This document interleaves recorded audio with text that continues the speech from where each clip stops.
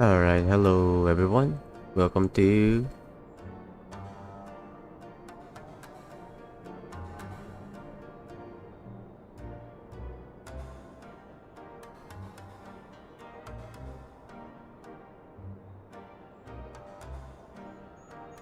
let's see, should I do anything? Oh yeah, from YouTube side.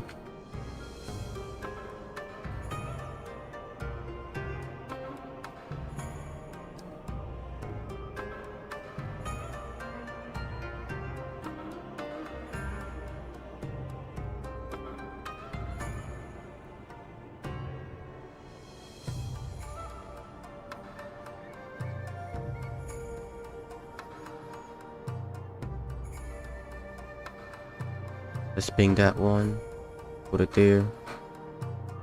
So yep, welcome back guys. Today we're continuing with the quest again. With the main quest before the maybe I should get some levels as well. First, you know what, let's level up Machinist first before going in.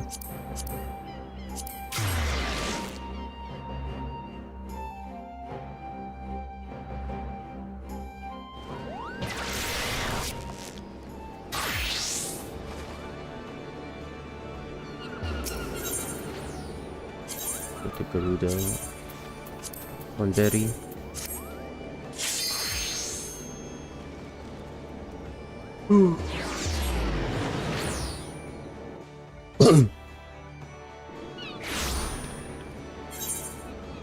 Then which one? The Wars Unclaimed.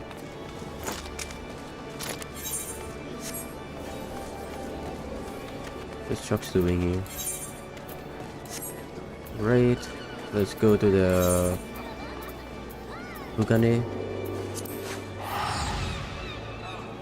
We need to buy a... We need to buy something for the monk DPS or the katana, just in case we reach level 90 or 80 at max.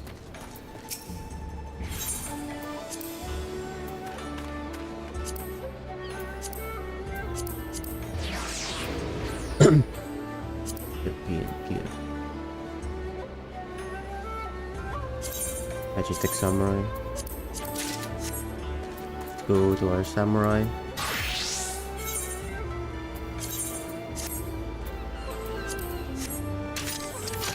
Whoa! Right? Level 400 of Samurai.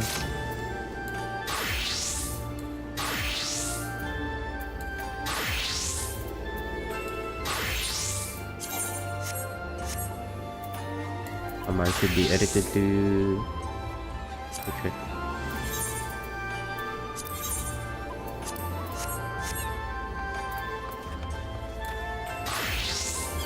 Back to the Doman Enclave while we queue up.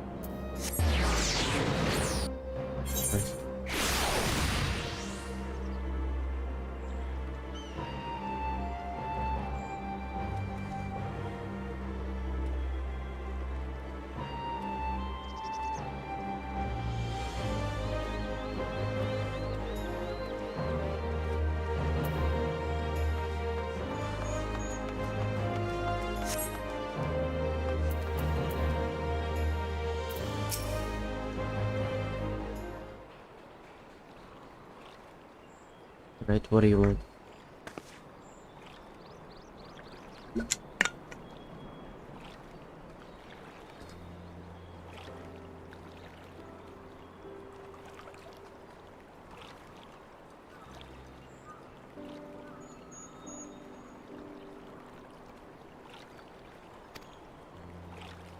That's not the first time she fall apart.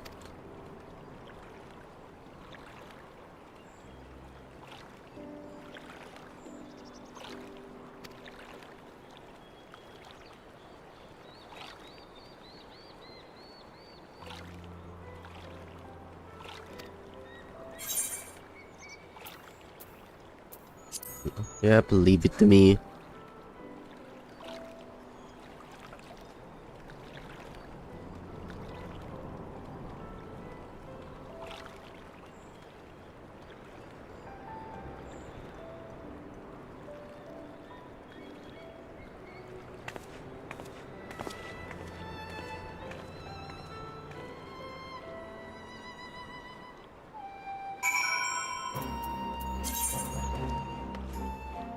Delta escape.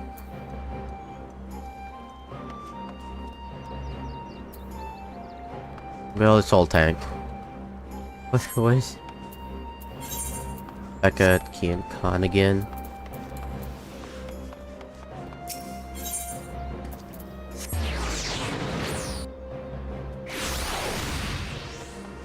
So let's see. Almost at Shadowbringers. Unlocking near.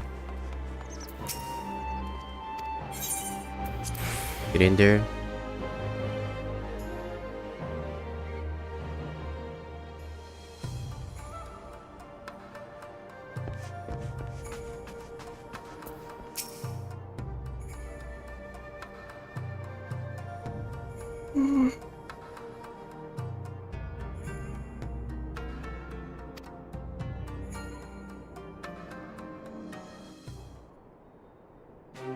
Wait, I actually should war of rights. War of rights, player count. I'm highly sure it's not enough. If we are to ready ourselves for invasion, we shall need manpower, provisions, and time, all of which are in notably short supply.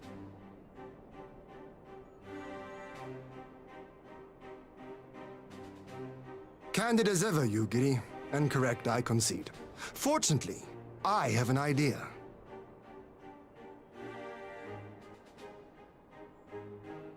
"'Tis plain no single nation can stand against the might of the Empire. And it was only with the aid of others that Dorma succeeded in winning her freedom. So, I mean to take a leaf out of our Eorzean friends' book and form an alliance of our own.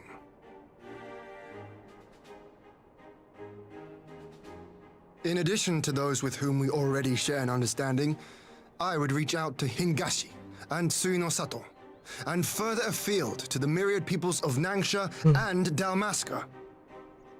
I am under no illusion. Not all will answer the call. Yet disparate though we may be, we are united in our desire for freedom.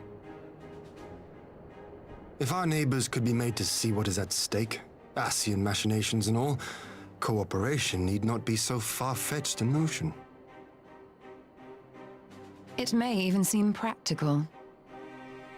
Under the guidance of our former leader, Master Louis Soir, we once strove to unite the fractious city-states of Eorzea. I dare say that experience shall be of use in your endeavor. We should be glad of your wisdom. For the record, I would have been in favor of this plan even if it hadn't been my grandfather's, but I have to ask, how will we secure the time to carry it out? Not that anyone has forgotten, but the Garleans have airships. Lots and lots of airships. Should they catch wind of our plan, they could send an armada to overwhelm us before our alliance had even begun to take shape. Alice, Not if we deny them access to the skies.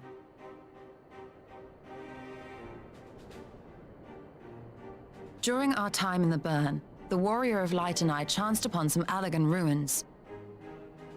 Oh? we're gonna bomb the shit out of them. They were not particularly unusual, but something about the surrounding land struck me as odd. Faint though it was, its ethereal residue was uncannily similar to that of Azizlar. Identical, in fact. For locations so far removed to share a single etheric signature is all but impossible. I conclude, therefore, that the Allegans created the floating continent with land taken from the burn. While that is a most intriguing theory, I fail to see what relevance it has to Dorma's defense. Azizlar was enclosed in a powerful energy barrier, impenetrable even to an Agrias-class battleship. It occurred to me that those ruins may have enjoyed similar protection. I have no proof, but the Warrior of Light did report seeing a structure resembling other known Allegan field generators.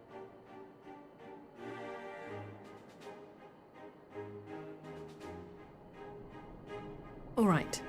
But even if we could put up such an energy barrier, it surely wouldn't extend beyond the limits of the burn. So what's to stop the Garleans flying around it? Flying around it, eh? I don't know, money? Fuel. The Dalmascan capital, Rabanasta, was a key imperial refueling point in the east. By laying waste to it as a lesson to the rest, the Empire greatly hindered its own operations in the region. If an imperial fleet were to advance upon Dorma, it would now have little choice but to travel, as the crow flies, over the burn. I see. A word of caution. Even assuming the generator still functions, raising a barrier of such a scale will require a prodigious amount of energy. And few places are so bereft of suitable crystals as the burn.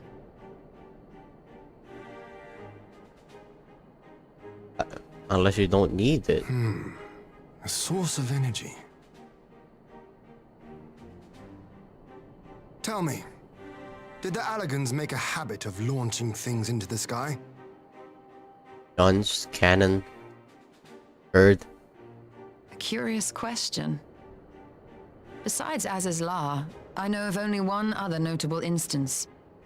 The Red Moon Dalamud, whose fall triggered the calamity. Just the two occasions, you say? Then I believe I may have a solution to our energy problem. To summon Bahamut. You do? I may. To find out for sure, we would need to visit the Azim Steppe. Which would, I now see, present the perfect opportunity to discuss an alliance with the Zayla tribes. How very neat. What say you then? Shall we see whether this road leads? Yep.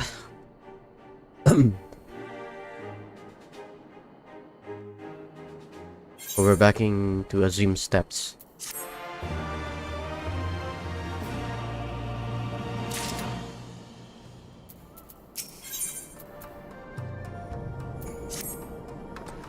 Right, we're going to Azim Steps.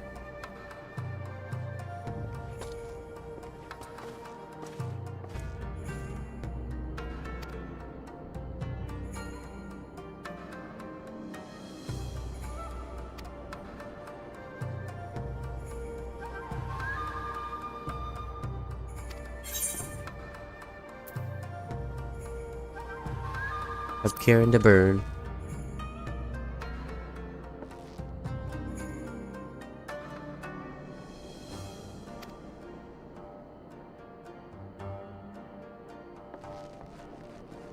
What about you, Sholta?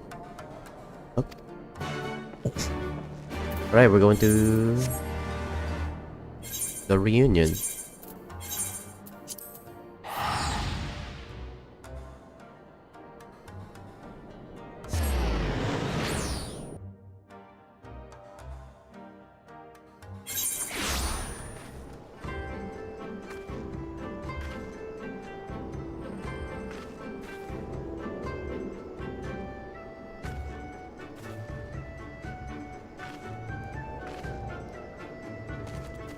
Nighttime in reunion.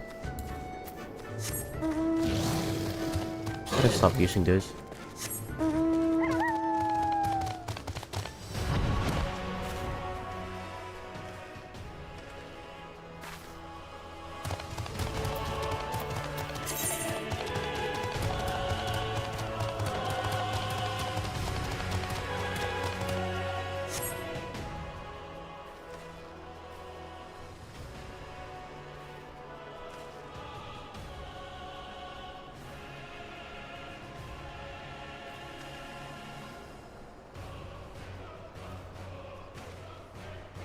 Yep, just continuous.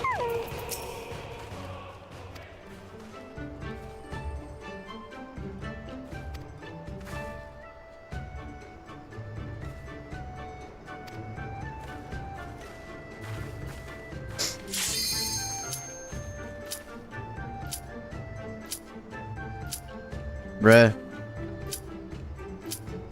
Dude. I have to... I have to switch. I have to switch.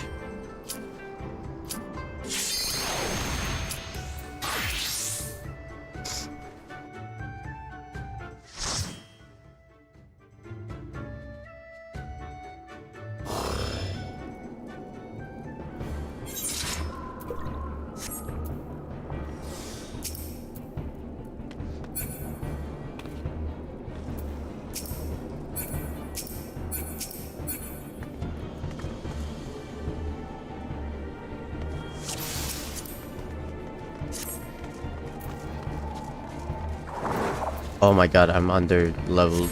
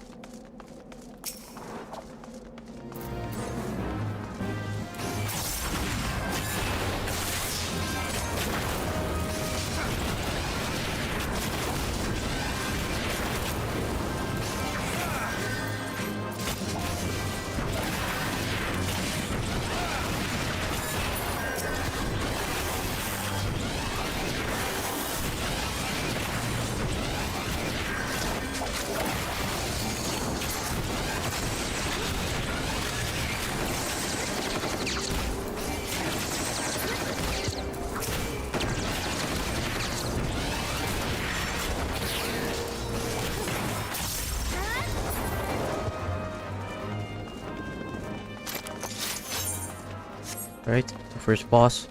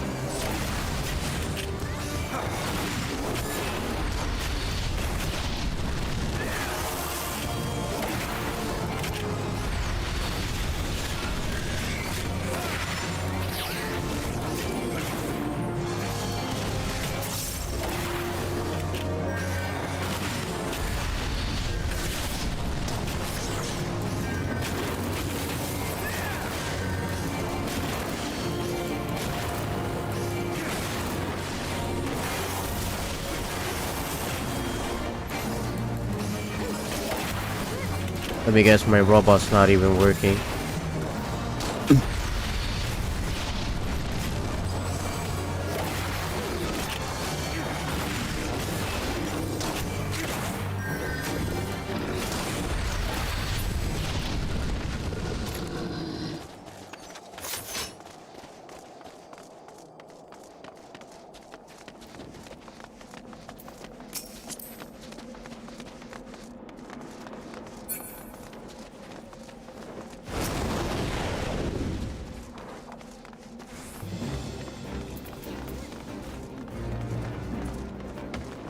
Dude, come back. Yep, all our items are supposed to be level.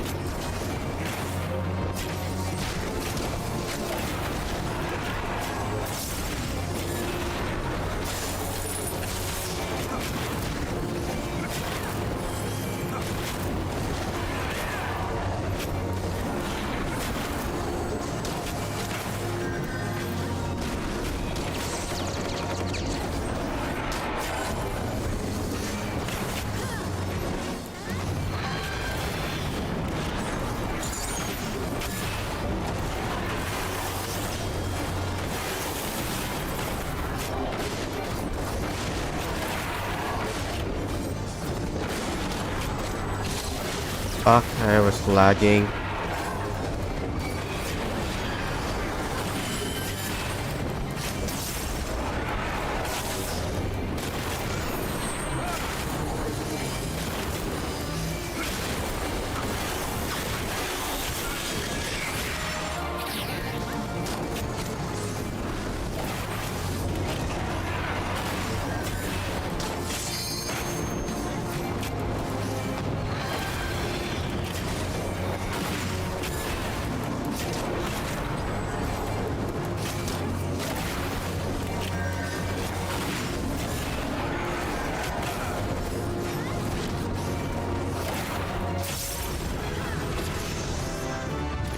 $43.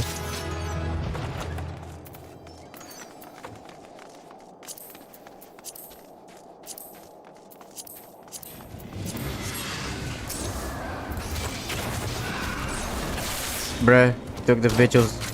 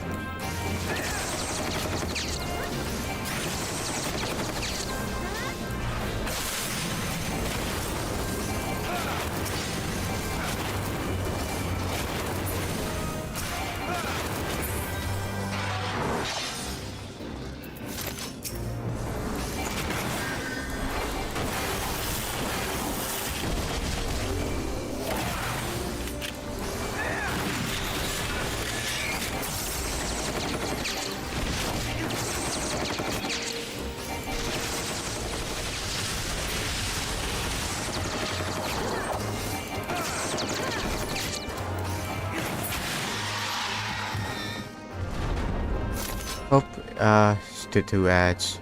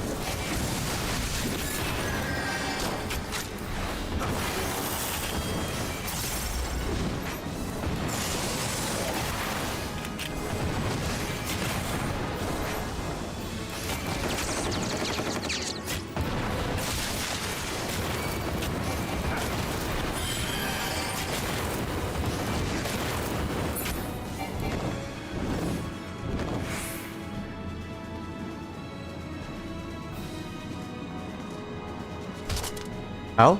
I'm lagging?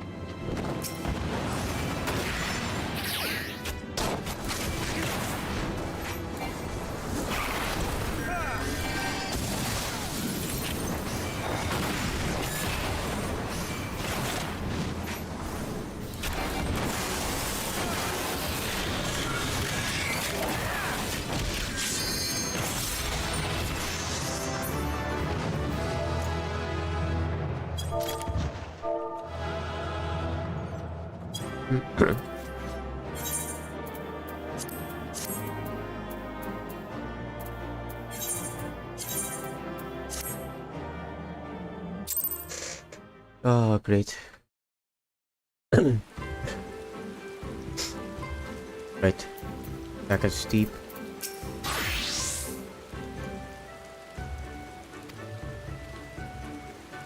Hold on. I need...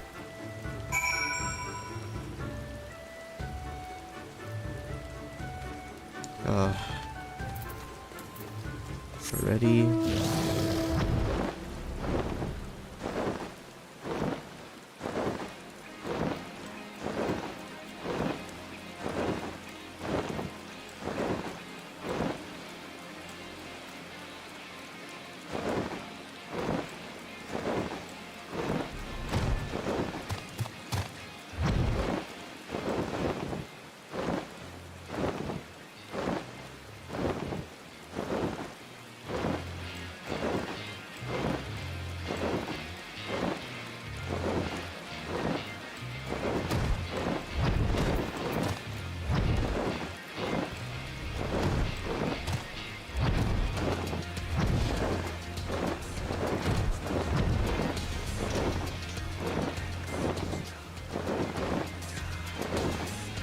Alright. More elo.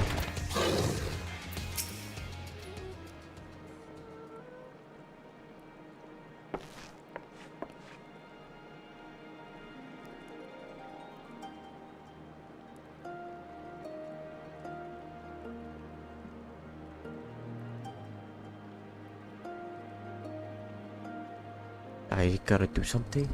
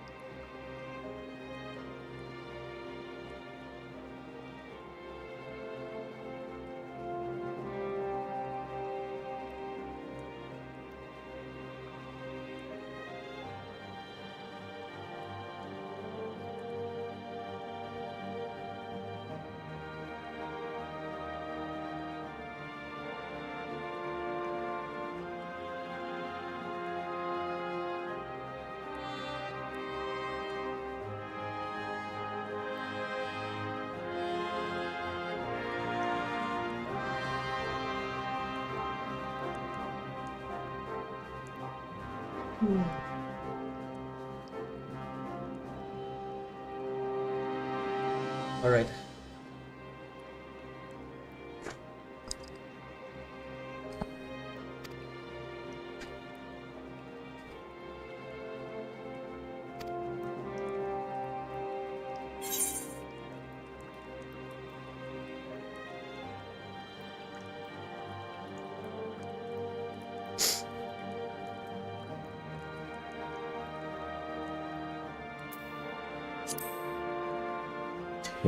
Yeah, take the food.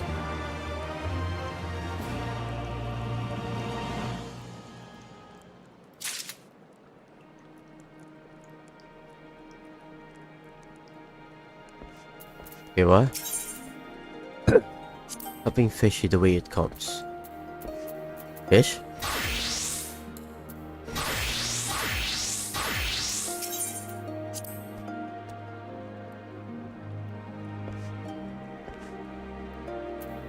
Carpenter.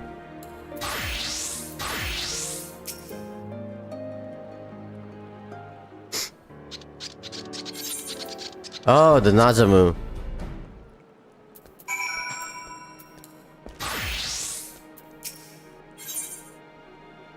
The Wheel of the Moon.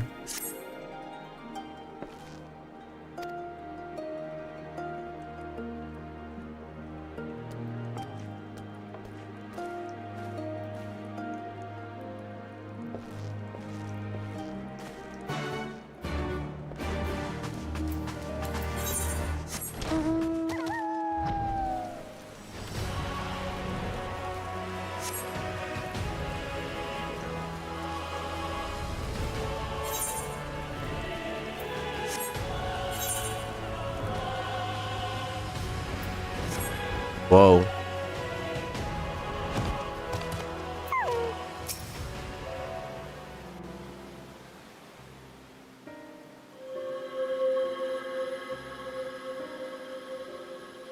Gotta check out my phone.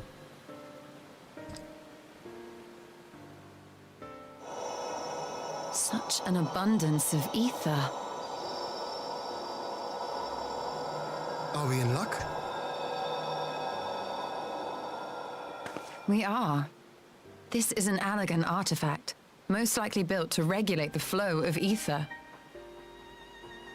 I strongly suspect the ancients used it to stem the flow from here to the burn. That would explain how they were able to untether what became Azys La from its surroundings.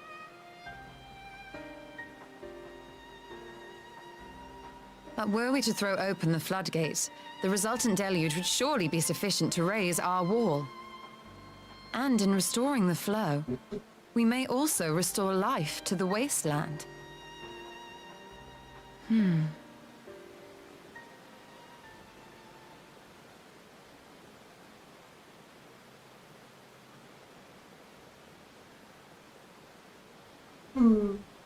What is it?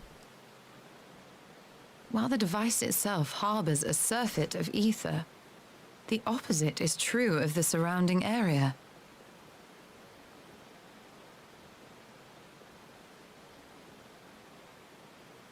An effect of regulation, perhaps. A similar phenomenon seemed to be occurring in Doma.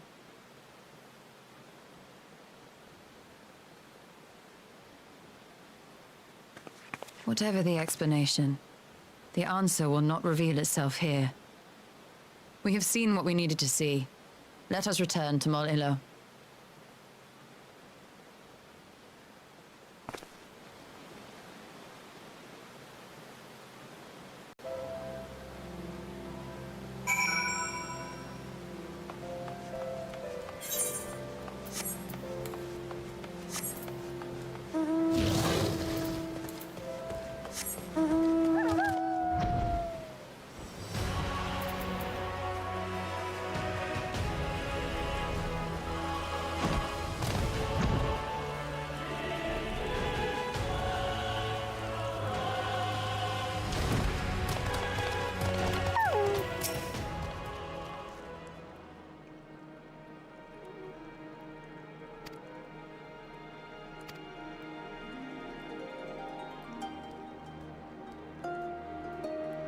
The sun, of course, the door hall.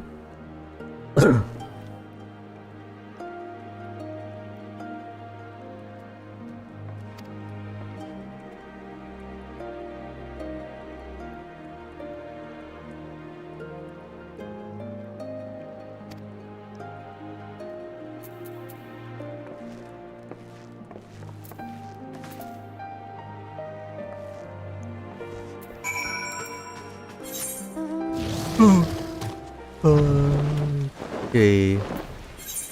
Doro Ilo. I knew he's for the Nasamu.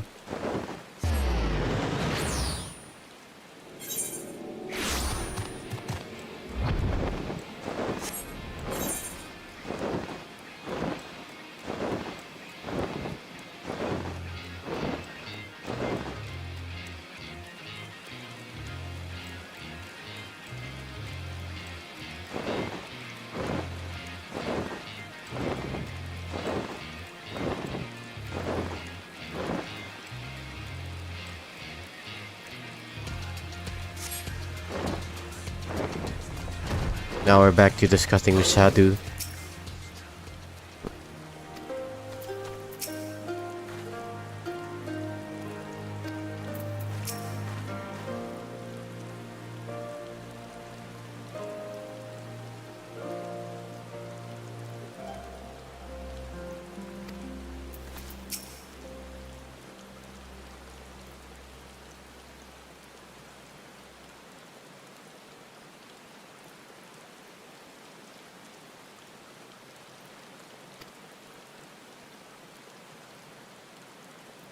Bit of explanation, yada yada da.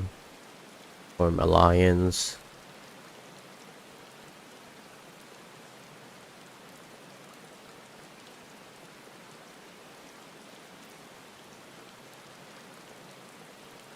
Wait, why is attack speed?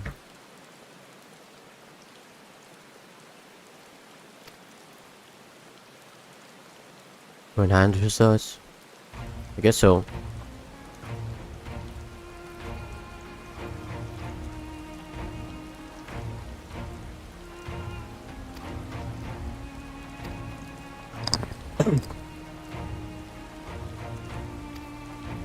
Oh, again?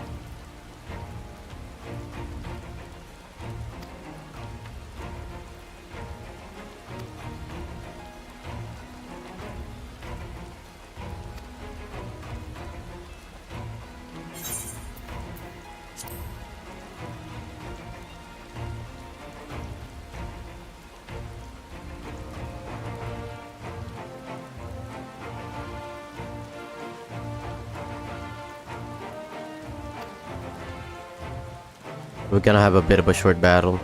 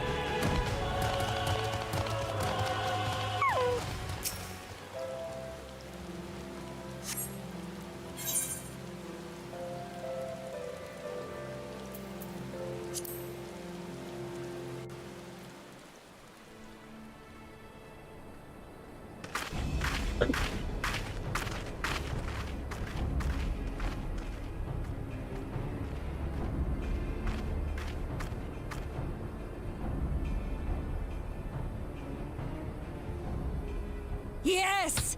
This spot shall serve as well as any. I shall enjoy this Hahn. On. Is this... Speak not of peace. You stand before proud warriors of the Dothal.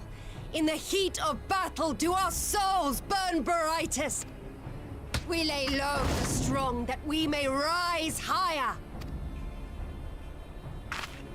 That is our way. The way of might. There is no other. Oh, they do not want for conviction.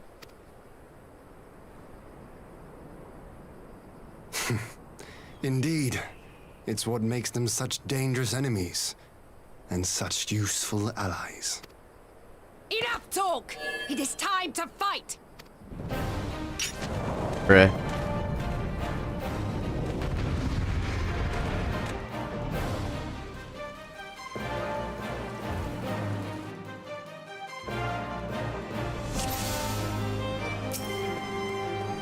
Right, Saru.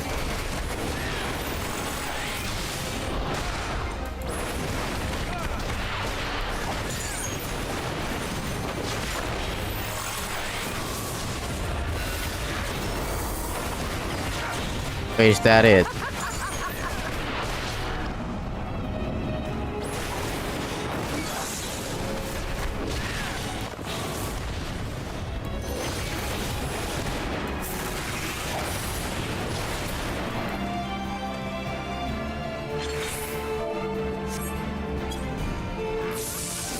Oh, I knew it. It was way too easy.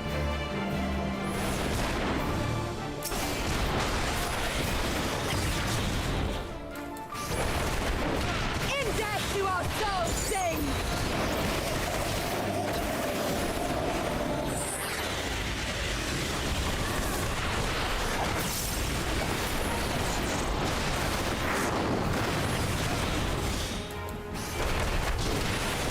In death do our souls sing!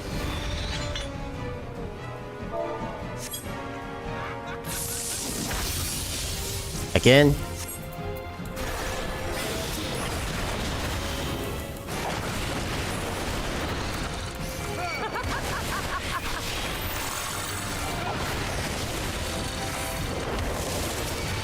What are you doing?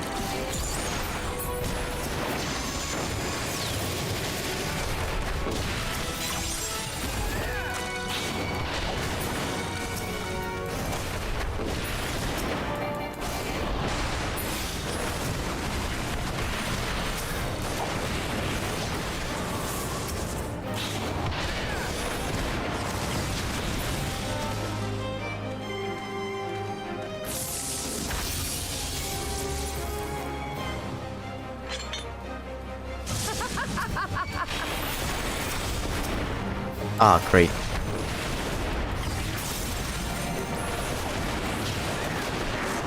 In death do our souls sing!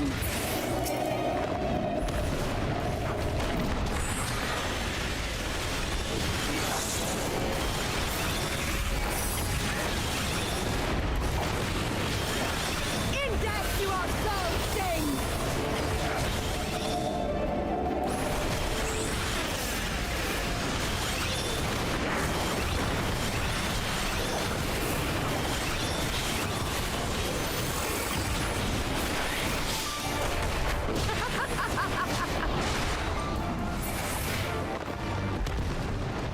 Yo. Can you not? How it burns!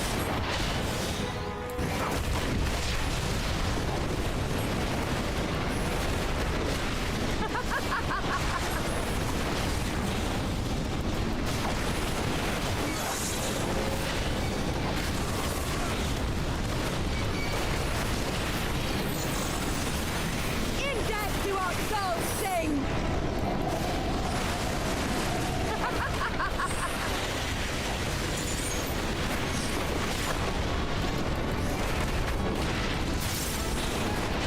You're dead.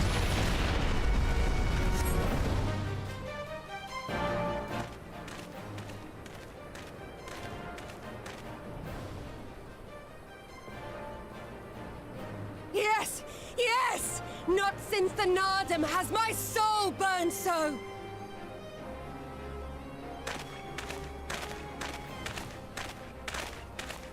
Come, we have only just begun.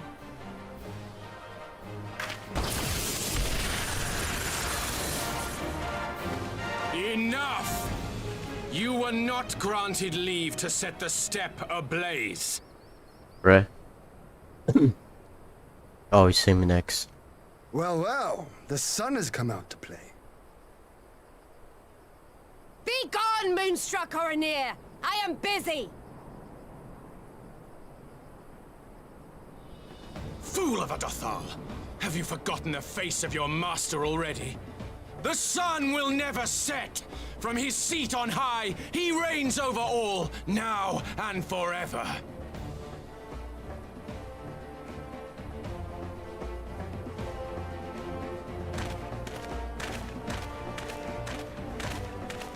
Yet what should he find here but a battle to determine the fate of the steppe? A battle waged without his blessing. This will not stand. You, Doman! You who come to petition the warriors of this land, forget that all Nama's children are wards of the Oranir. As first among my brothers, your petition is mine alone to judge.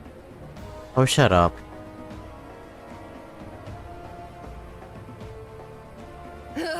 These words are as wind from a horse's backside. Plentiful, but your axe sings more sweetly. Let her speak for you.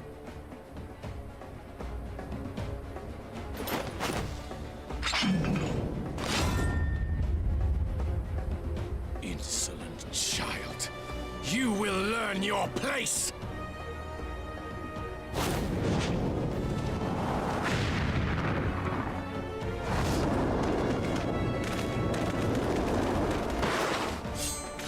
Forgive me, Brother Magni, but we have an arrangement with the Dothal. We will not abide any interruptions.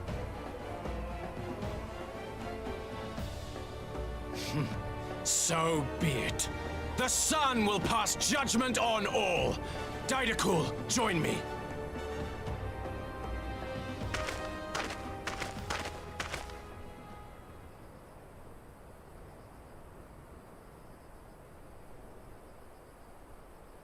Oh.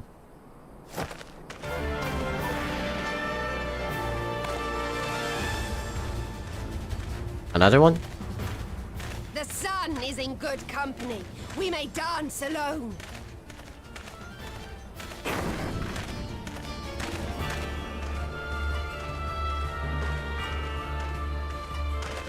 Beg not for mercy, for you will have none. Bear witness to the power and the glory of Azim!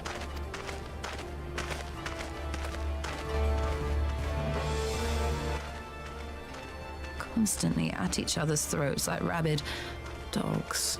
Gods, I'm turning into her.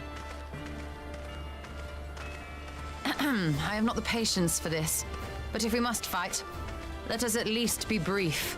Come.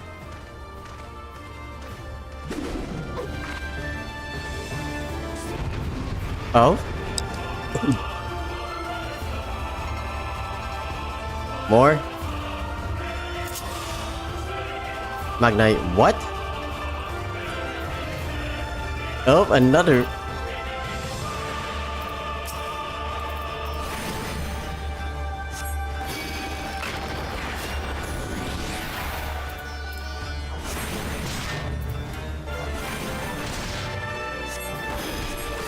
Leave me alone.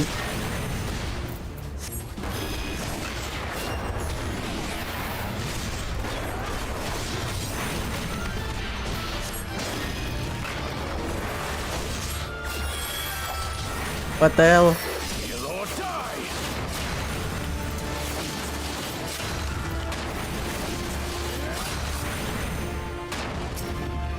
Fine.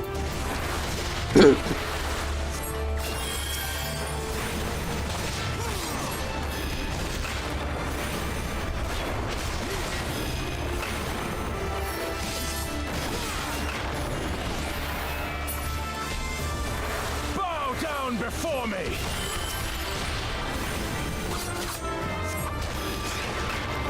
Hurry up, hurry up.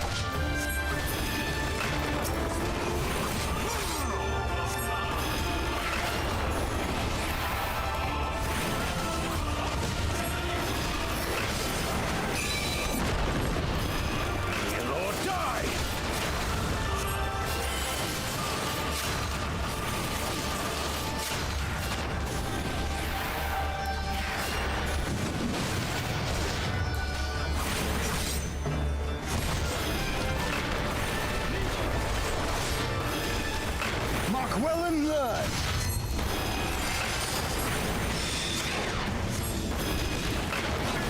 Concentrate. What?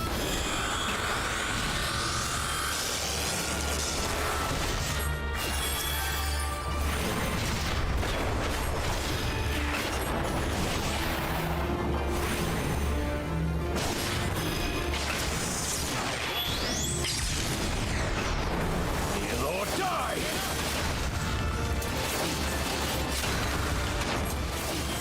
Forgot to heal myself.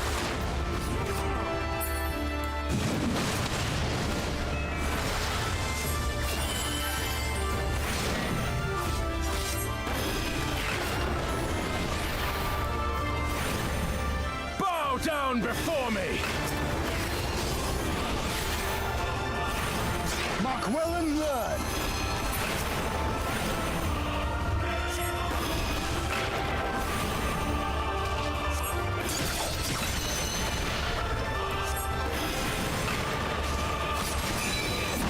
Oh, he's dead.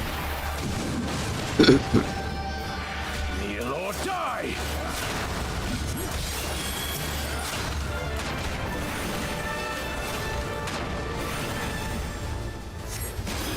Bow down before me!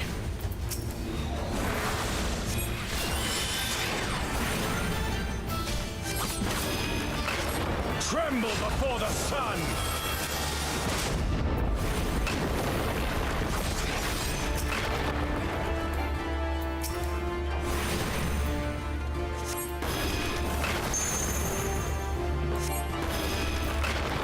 Fine? What do you mean?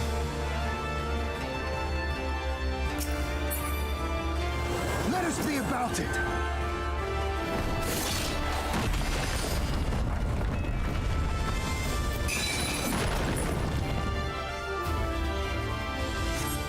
Hooray.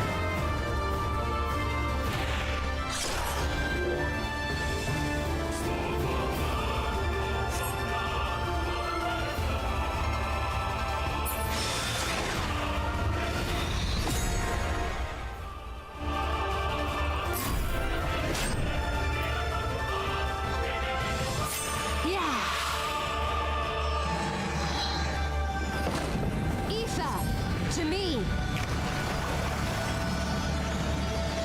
Whoa.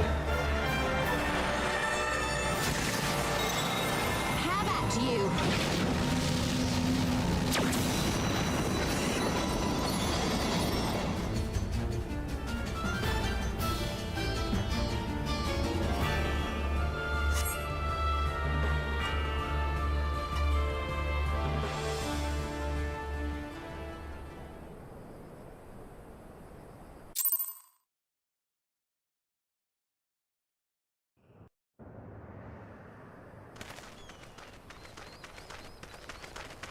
There you go. Beating Magni.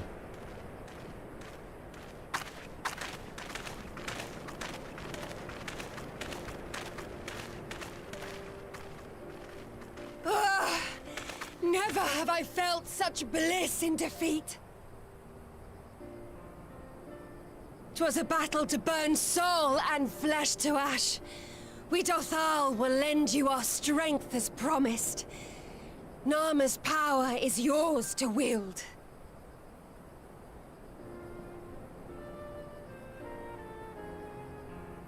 What about the What Magni? does the sun say to that?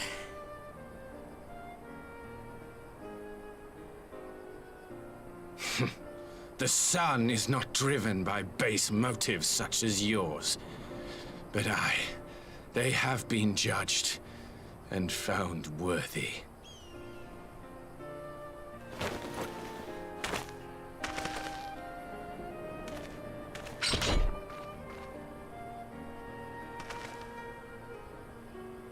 It is the way of the Oranir to accord recognition and respect to the strong. You have made sufficient proof of your strength. The sun shall answer your call. You have our thanks. We are glad to call you allies.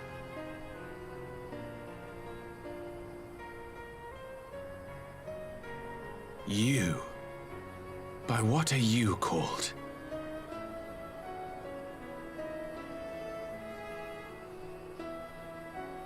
Why? Isholta.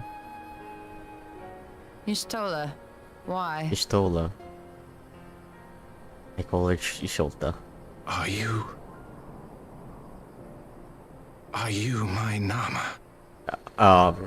Bro. Bro. I beg your pardon? Oh no, it's not In gonna. battle, you shone with all the majesty of the full moon's light. Your healing touch, the embodiment of the Dusk Mother's love.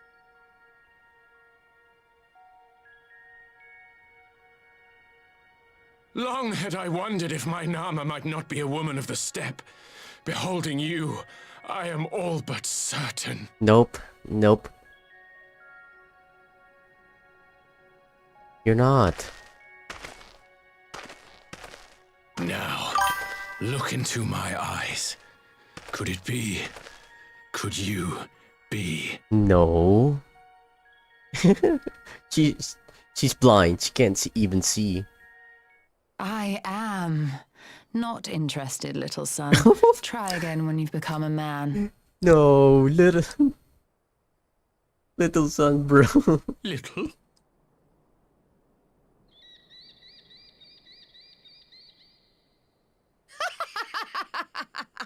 Bro. That's never gonna go away with Shadow. Son! Little son!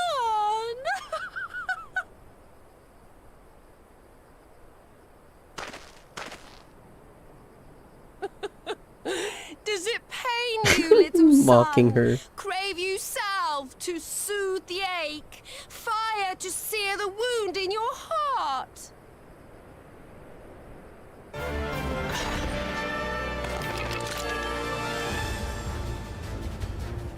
We have wasted enough time here. Siren awaits for word of our success. Bro, Magnite taking. Yeah, this is not my problem. Good luck, little son.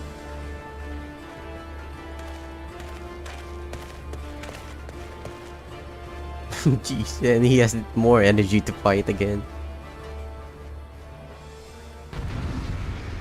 Oh my god, they already started fighting the moment we left. Imagine being called little son. Wait.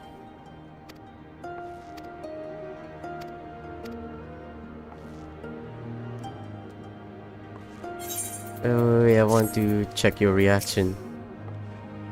Offended? Far worse.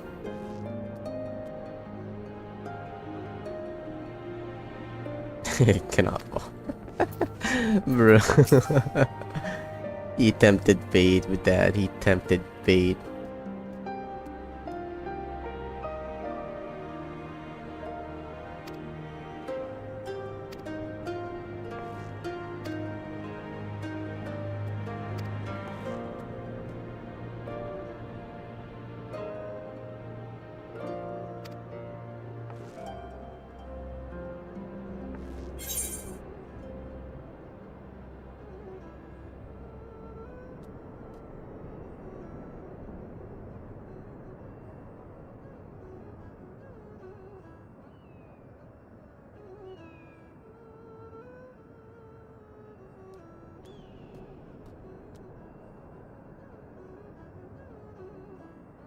Okay, hold on.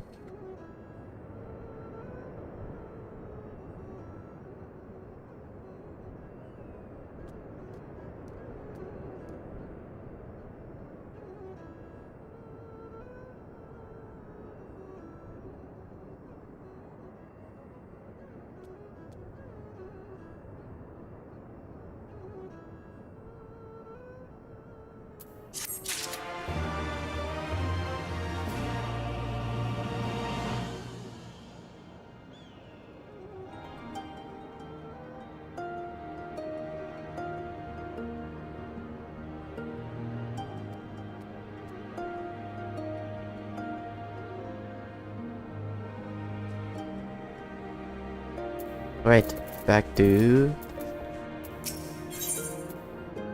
the call.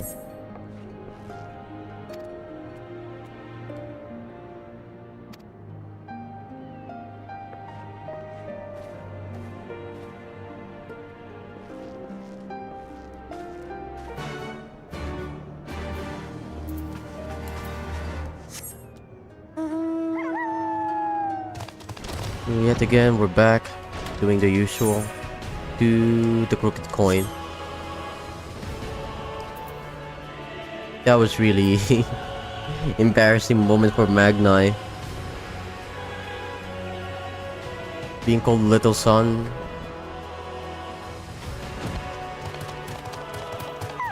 Yeah. No Nama, I guess.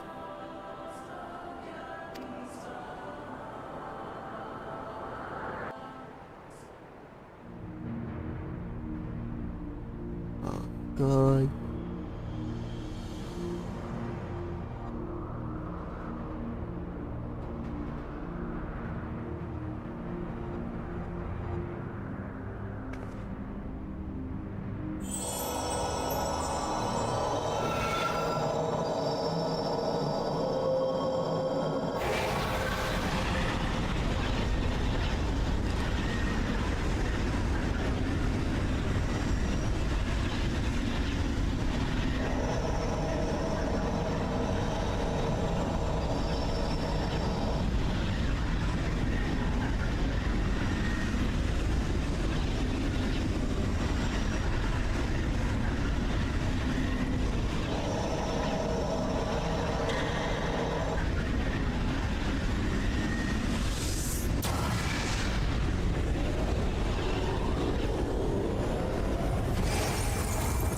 Whoa.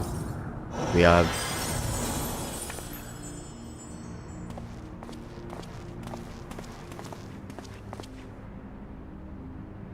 Did it work?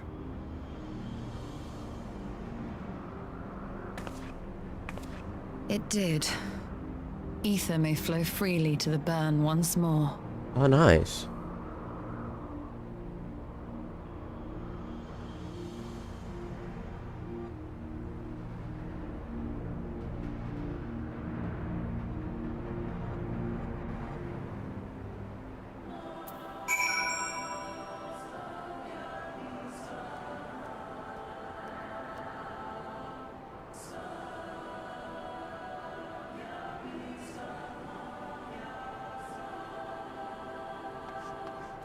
So we got it.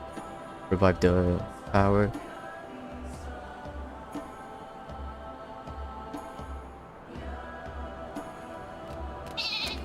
What? That sounds weird.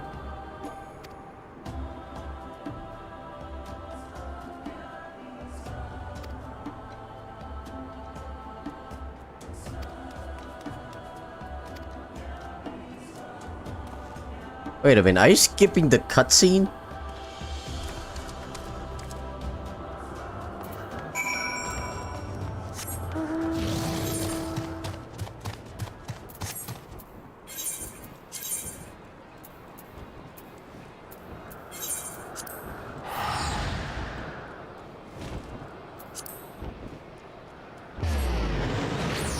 I know you skipped the cutscene. That was too fast for you.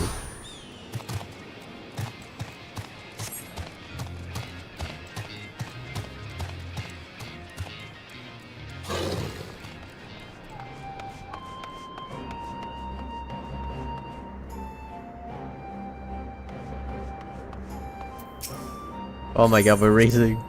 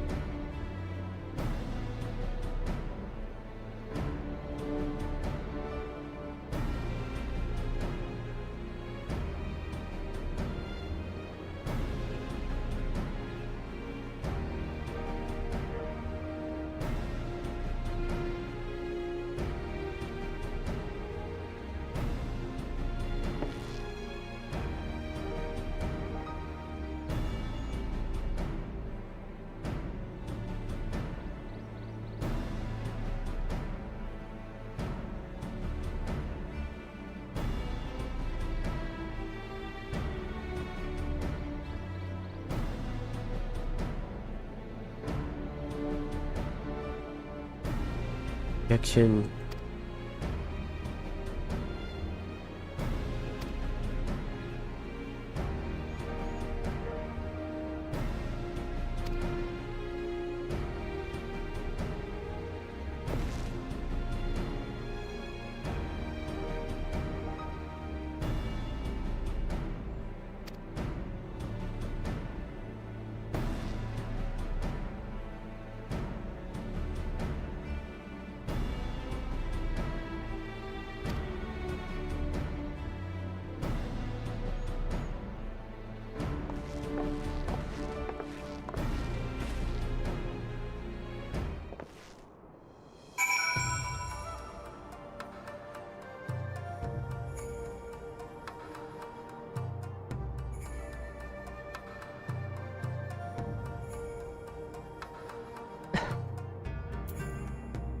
Almegan Quarter, back to Tancred.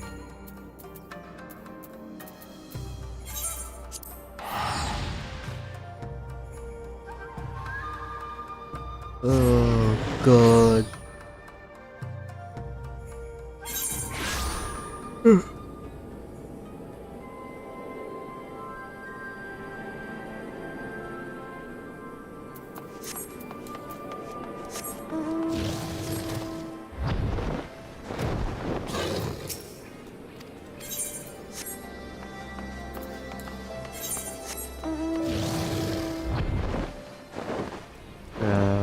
Let's see.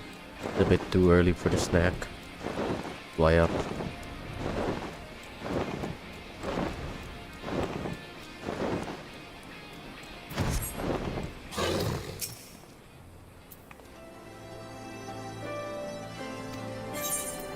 Not yet.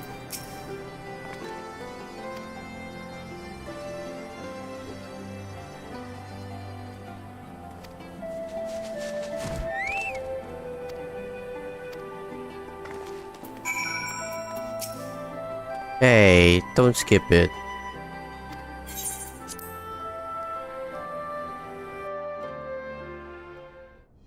Wait, it's gonna be a long cutscene. Mistress Lys, Commander Aldin, it gives me great pleasure to formally welcome the city-state of Alamigo to the Eorzean Alliance. The pleasure is ours, Your Grace. I know I speak for all Alamegans when I say that we are glad of this chance to stand with our comrades of the Alliance. And we, for our part, are glad indeed to be able to welcome friends both old and new.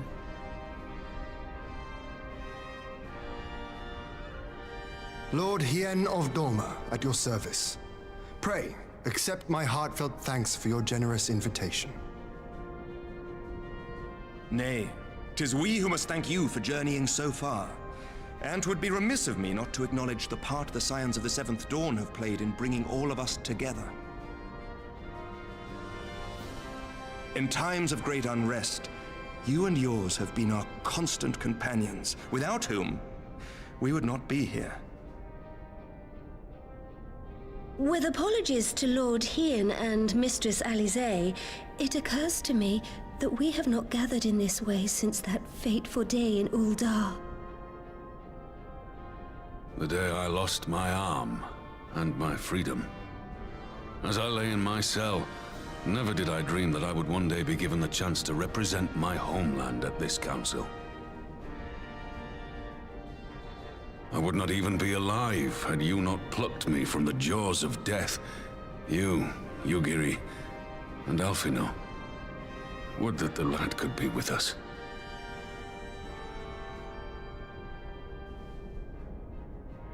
I too owe my presence here to Alphino, in so many ways.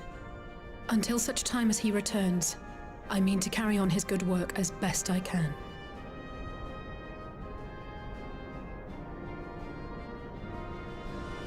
Come, friends, let us leave the past in the past and turn our eyes to the future. My Lord Hien, pray, tell us how things stand in the east.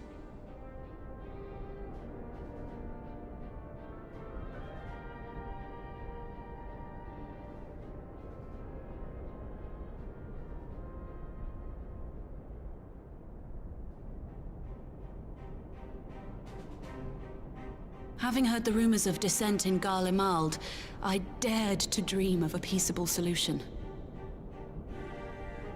The Empire will not so easily change its ways. If the Garleans have a mind to take back Doma and Alamigo, we'll be hard-pressed to stop them, even with the might of 6 nations. But while we lack the strength to fight the tide, a course may yet present itself, if we read the winds aright.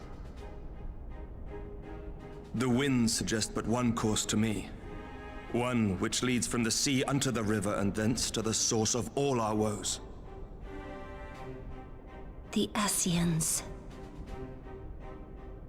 Indeed. All here have felt their blighted touch. It was the bringers of chaos who nurtured the Archbishop's tyrannical ambitions. They who bestowed upon him the secrets of summoning, as they have so many others before and since. And while they remain, we shall know no peace. Our objective is clear. The question is how to achieve it. That our enemy parades about in Xenos' skin poses problems in itself, but ere we get to them, how are we to infiltrate the Empire and get close enough to strike?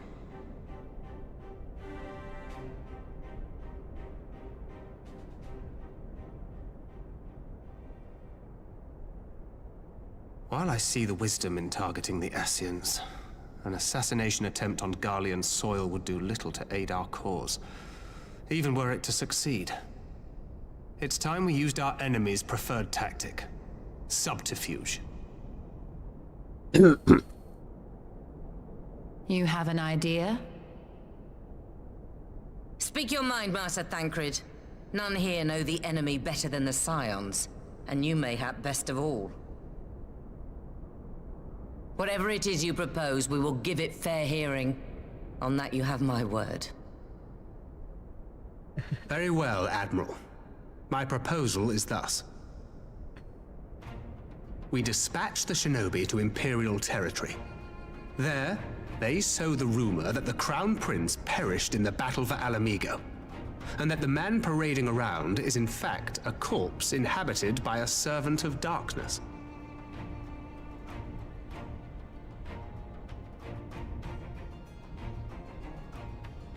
Well, it does have the ring of truth about it. And were the Garleans to learn that their future ruler is a puppet, the Empire would be shaken to the core. But at the risk of sounding stupid, would they actually believe such an unlikely story? I didn't. Ordinarily not. But prior to his miraculous recovery, rumors of Xenos' death had already begun to circulate around the Empire. Ultimately, however, what the masses believe is not our chief concern. Our true objective is to create an opening for rival factions within Garlemald to exploit. Just as a war of succession erupted in the wake of Emperor Solus's death. A war which raged until but recently, plunging the Imperial House into disarray as nephew and uncle grappled for the throne. It is no coincidence that one of Varus's first acts as Emperor was to name Xenos heir apparent, family feuds being so tiresome when armies are involved. Not all welcomed his choice of successor, however. There is no shortage of individuals who aspire to the throne, who would jump at any chance to seize power. The news that Xenos is not only dead, but a puppet to diabolical forces would be too enticing to ignore. The Empire would not be quick to recover from a second war of succession. I am no stranger to infiltrating Imperial territory. With a team of operatives gathered from among the Alliance's finest, the plan should have a reasonable chance of success. Doma already has shinobi in place throughout the provinces. We stand ready to act, and act we must. What say you all?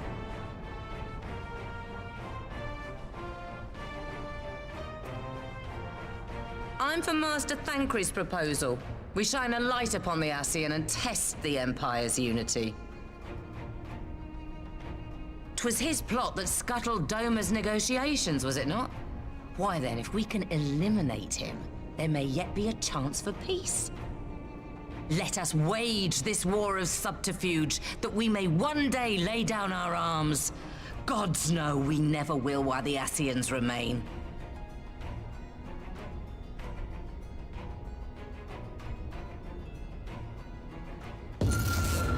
Whoa. What the? Yo. That way. Sorrow. That way. Sorrow.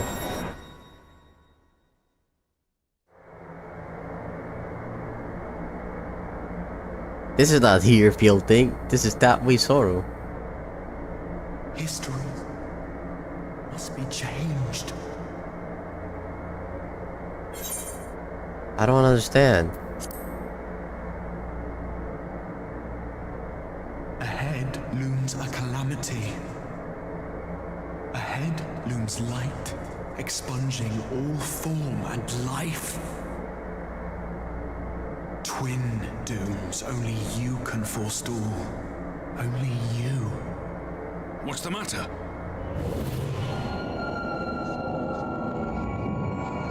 Oh, everyone. There's a voice. What the fuck? Everyone. Spies in our midst. Nay, I sense no such presence. Let expanse contract. Eon become instant. Throw wide the gates that we may pass. Ugh.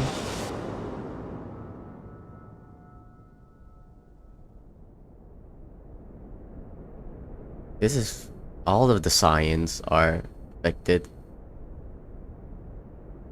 Holy fuck. Is it over? Oh. Master Thancred! Tankard couldn't handle it.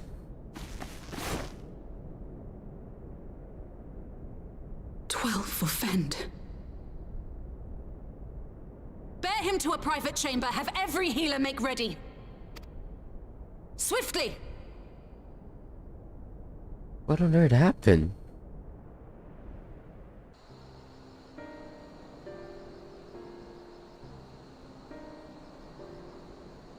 Master Thancred remains in slumber. Though his vital signs appear stable, he's unresponsive.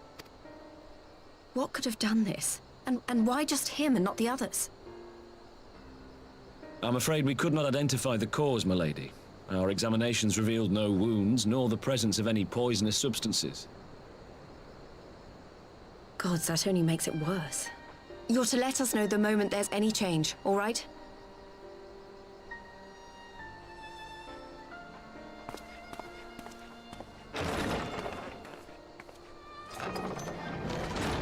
Thank you for coming.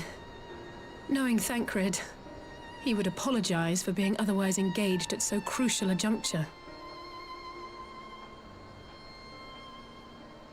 In gifting us a course of action, Thancred sowed the seed of all that is to follow. We have but to nurture it as best we can. To him, I would say, rest easy, that he may wake to enjoy the fruits of our labors. I think he got overwhelmed.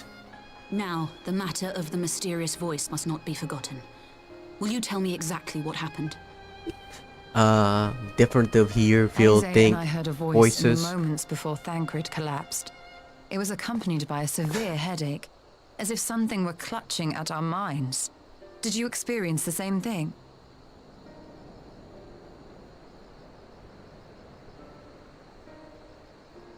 So, in between the voice and the pain, you felt as if you were somewhere else entirely.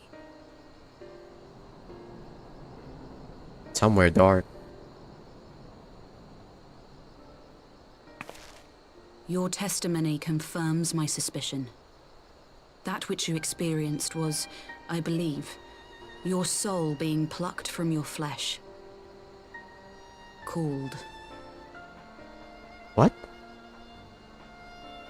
Cold. Cold?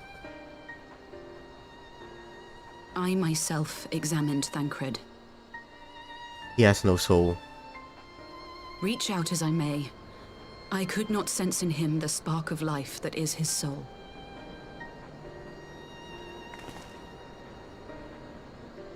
What the hell? So he just a That husk? Thancred alone was stricken so is likely due to his heightened sensitivity to the effects of ether. A consequence of his prior possession by the Ascian Lahabrea. The owner of the voice, whoever it may be, reached out to you, called your souls, and in so doing, caused you and yours such pain. But if that's true, where exactly are we being called to? I know not. Yet one thing is plain. Whoever waits for you on the other side is possessed of a power unlike any I have ever known.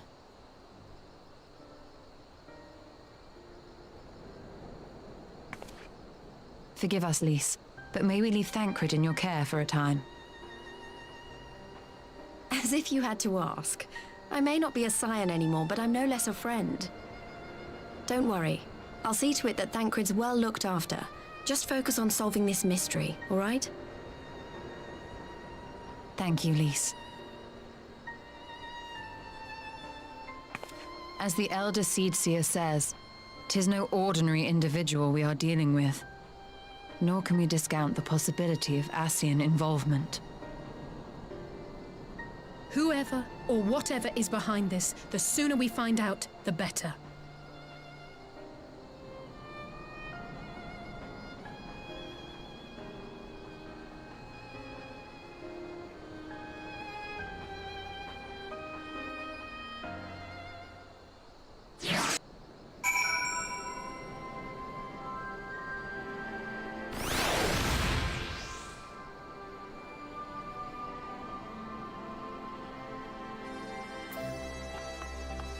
Bruh, so he just got cold.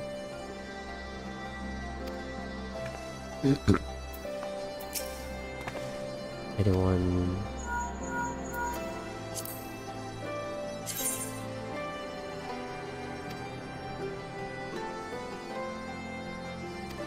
I mean, everyone. Alan.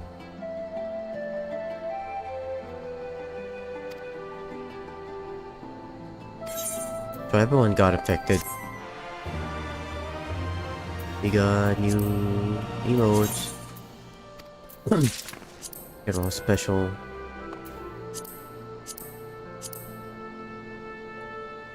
Endure?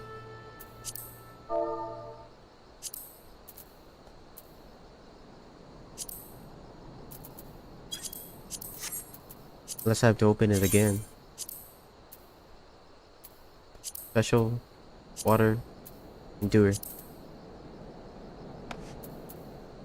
That's the face.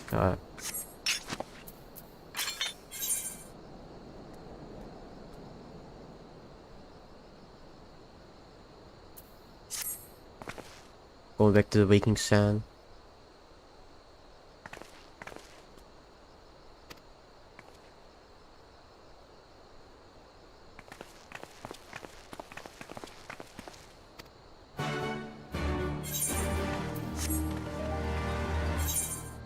Oh, teleport? Nice.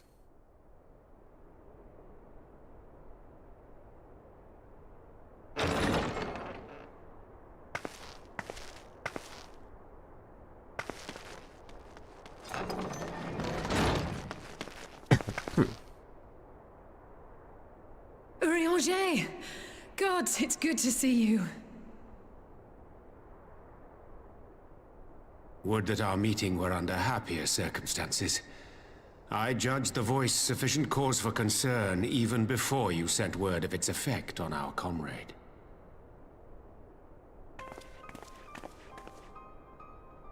You heard it too, then?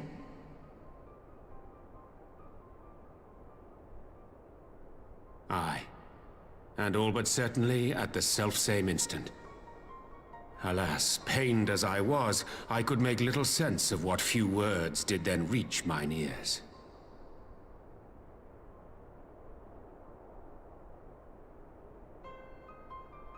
Who do you think is responsible? Could this be the Ascians doing?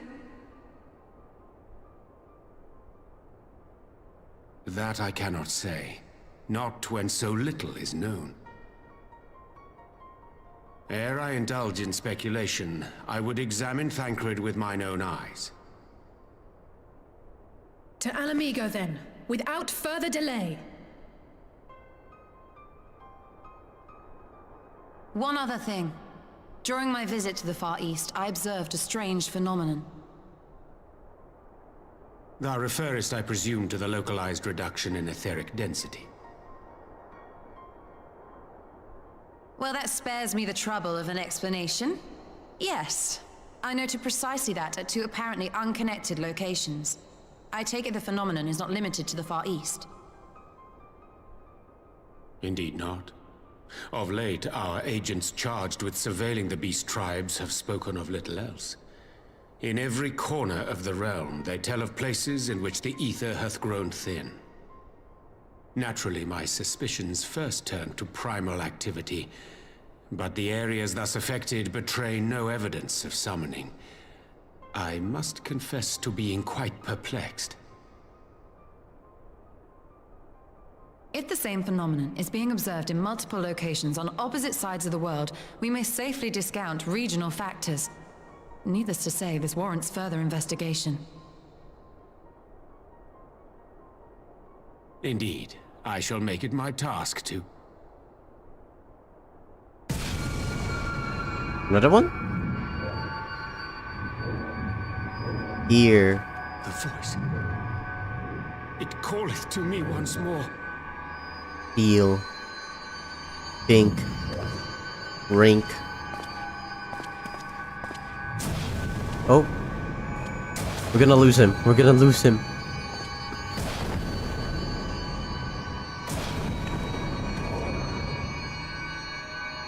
I hear it too.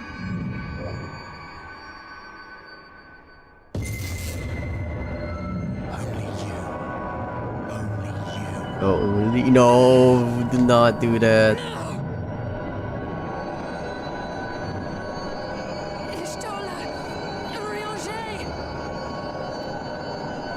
Throw wide the gates.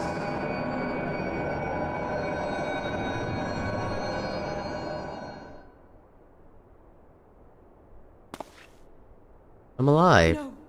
No, this can't be happening! Oh, two of them dead. Oh, their soul got plucked. Y'shtola! Urianger! Open your eyes! Oh god, we're next. We're next. Open your eyes, I beg you! Say something! Anything! Not again. Please, not again.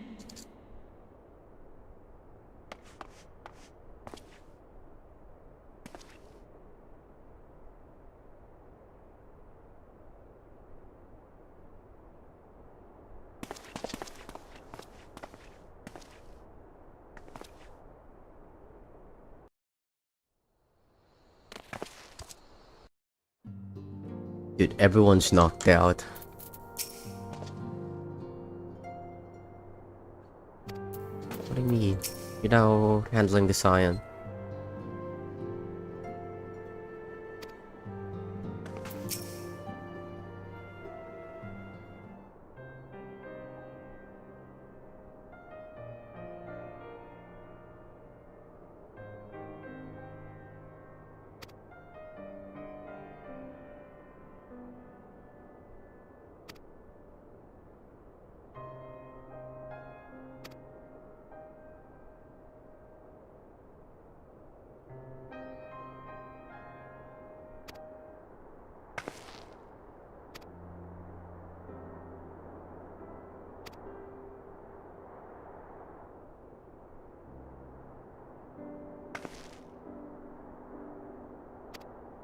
Someone.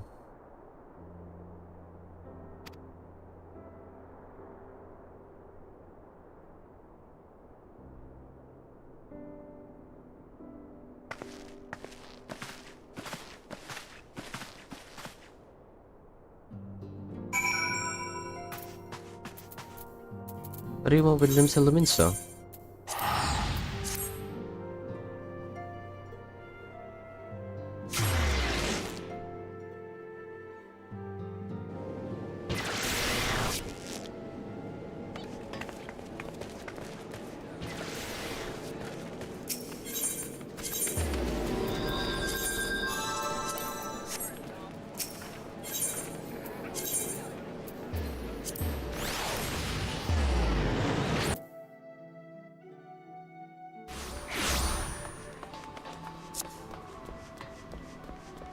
Storm Private.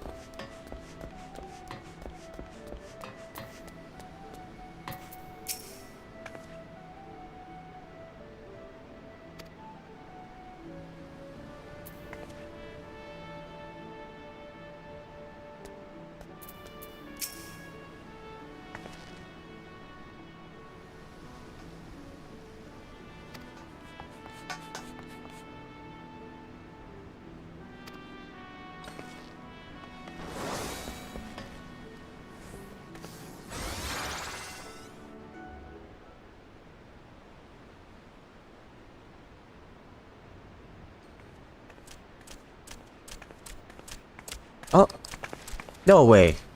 Here he is, my lady. He's still a kobold.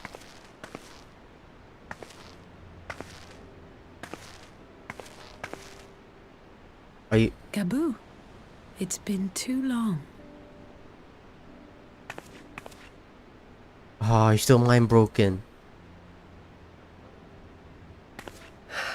I'm afraid there's been no change. If he can see or hear us, he has given no sign. I see. You're still fighting. I'm proud of you.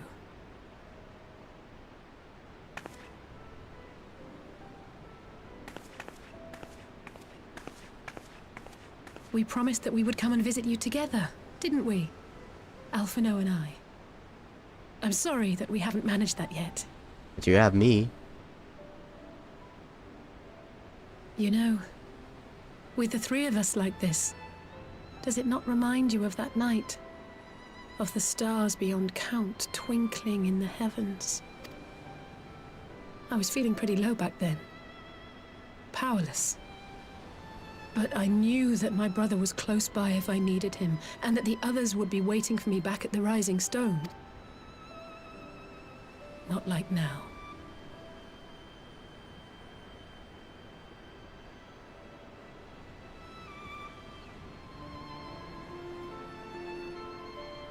I've seen my share of trouble since coming to Eorzea. Been reminded again and again of my limitations, of how little I can change about this world. And I've come to know the sorrow of parting all too well. But to have the people I hold dear struck down before my eyes, and be powerless to help them, that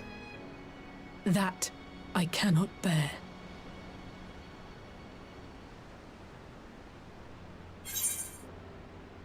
You don't have to bear this, yeah.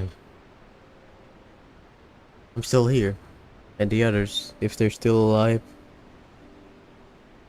No, I don't, you're right. It's pure arrogance to imagine I can solve everything by myself. You'd think I'd have learned that by now. Thank you. I don't know what I'd do without you. I don't know what you'll do. Even before the Realm Reborn. Well, that's more than enough brooding for one day. Come on. We have friends to save.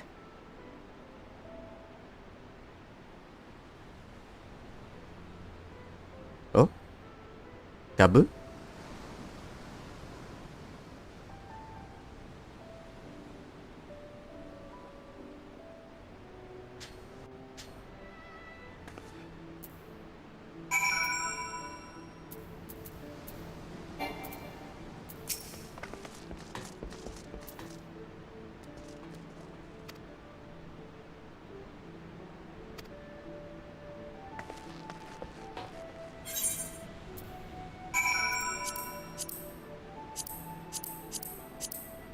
High-level dungeon rewards on flame.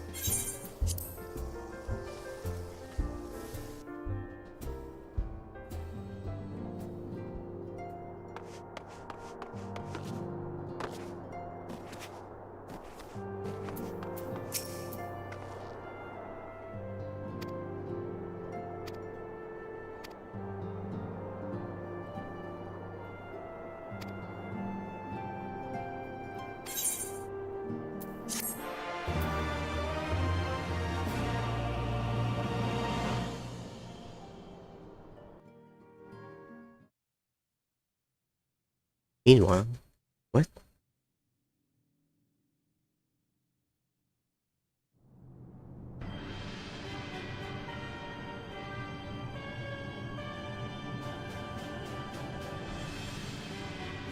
Oh, the fake casino.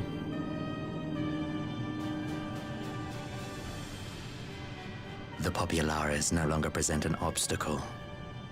Now is the time to bring the Empire's might to bear.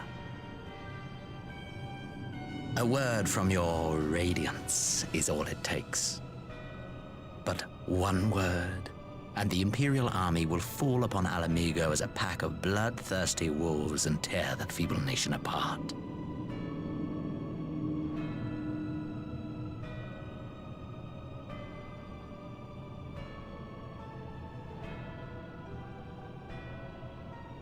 Have you no words for me? Despite the lengths I go to, an emissary playing the part of a fool. When first I took this face, I swore to use all of my knowledge, all of my power, to further the cause of the Empire. My deeds stand testament to my commitment. And with this adamant flesh at my disposal, I can destroy the Icon Slayer as easily as one might swat a fly. Why do you hesitate?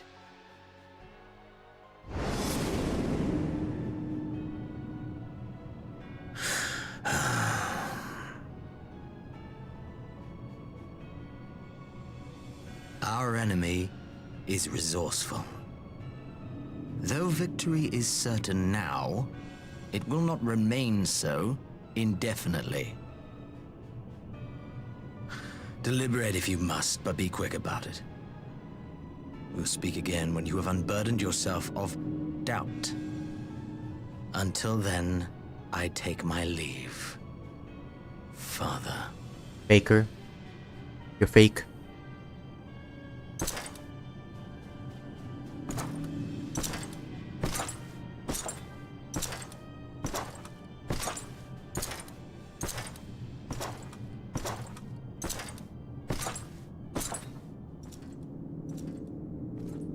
I should be the one to sigh. Oh?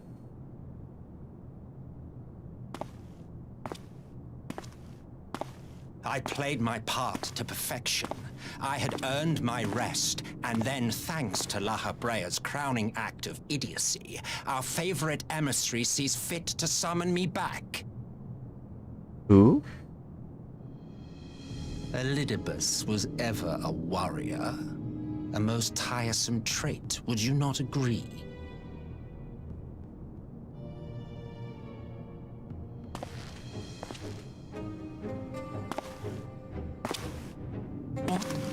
Have you no words for me either? No matter. I've long grown weary of this mummery. Now, my dearest grandson, let me remind you of your place in the simplest of terms.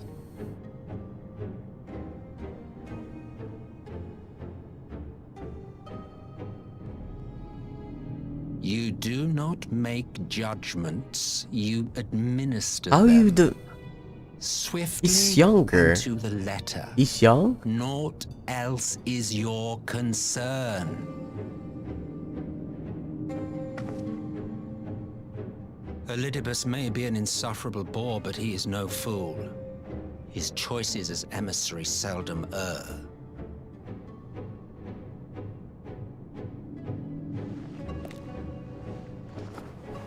If aught threatens the balance twixt light and dark, it falls to you to remove it.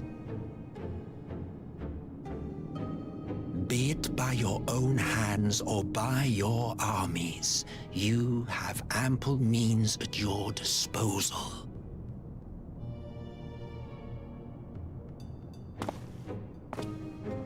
Who are you? That is why this empire exists, why I built it.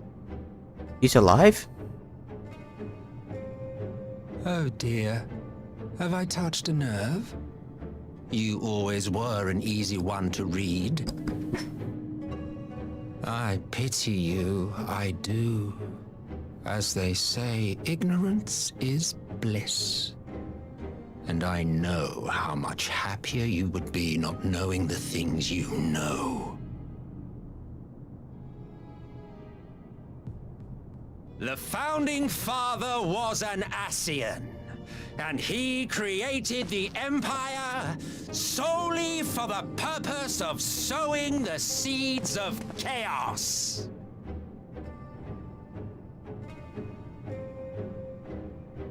Don't take it personally. I merely do my duty. What the? To bring about a calamity requires no small amount of power, and there is no surer way to obtain such power than by collecting powerful pawns. To that end, I have labored long and hard, and I must say I am quite pleased with my handiwork, paltry though it seems in comparison to Alag.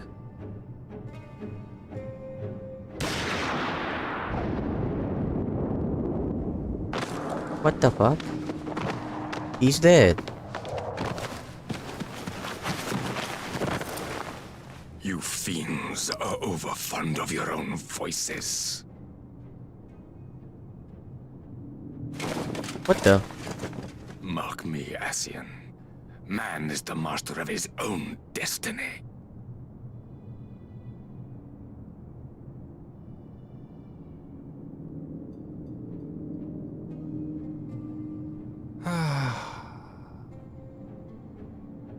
Such a waste of time and energy, both yours and mine.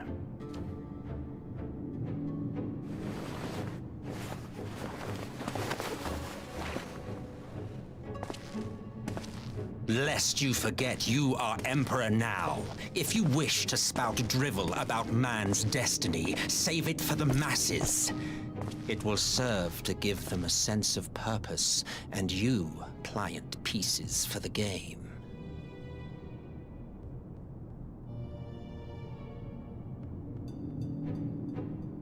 Oh, do stop sulking, boy. You, of all people, should understand. Ours is a struggle to restore both mankind and the world to their rightful state. Viewed thus, our goals are one and the same.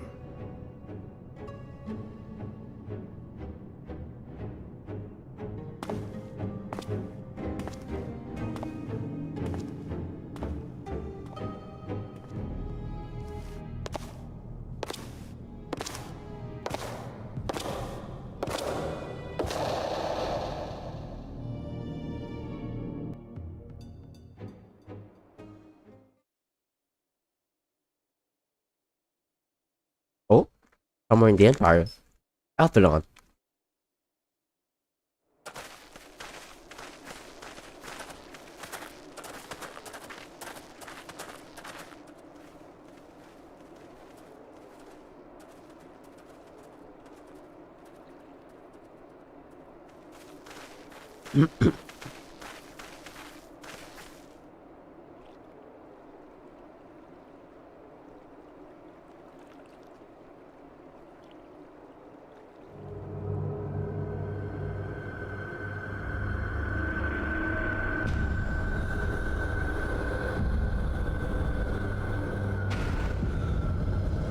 We just got here.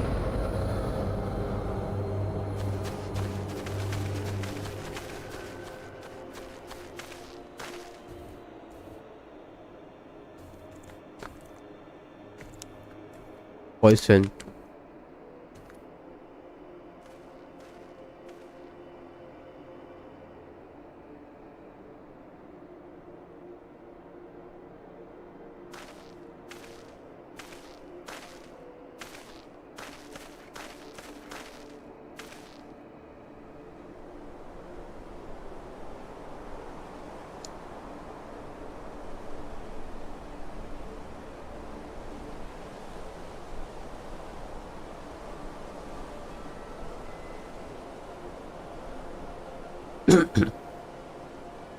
Oh! The connection!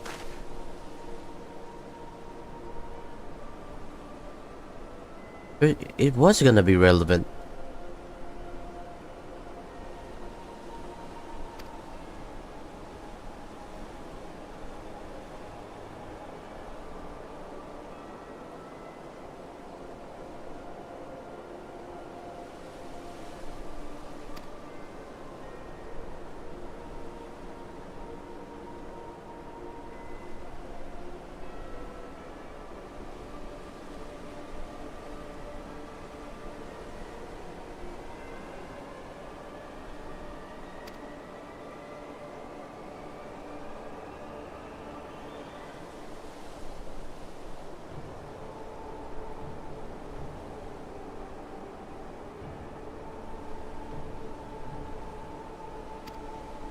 What about put an end to their weapon?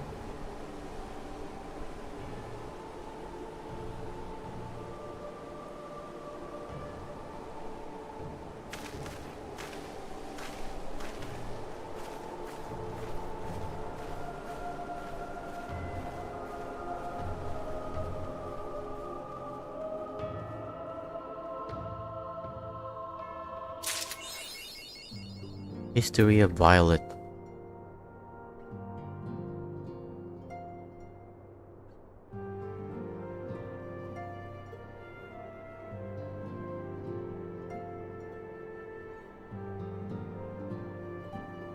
Right.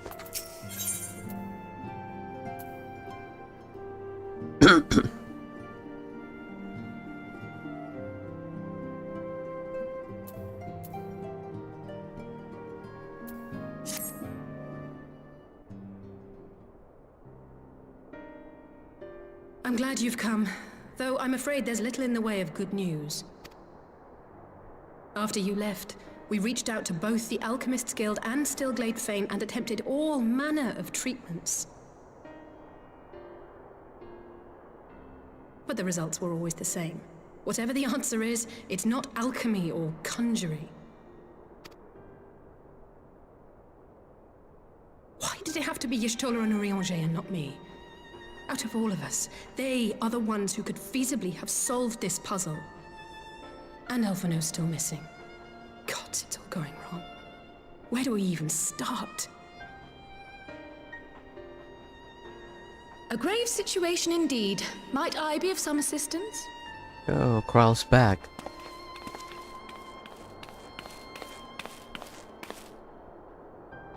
Krile! I thought you busy delving into the mysteries of Eureka. When word reached me of the plight of our friends, I could not well stay away. As a fellow scion, not to mention your erstwhile mentor, this is one of those times you should feel free to call on me, regardless of my personal circumstances. Yes, I should have thought of that. Thank you for coming, Krile. We would welcome your insight. And I should be happy to provide it. Now, what's this I hear about Alphino heading into Imperial territory? That boy always did have some funny ideas.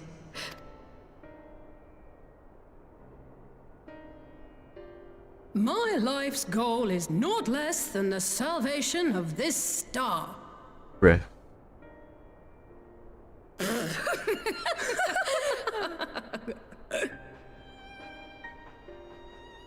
That particular grand pronouncement has been a source of great embarrassment to him, as you know.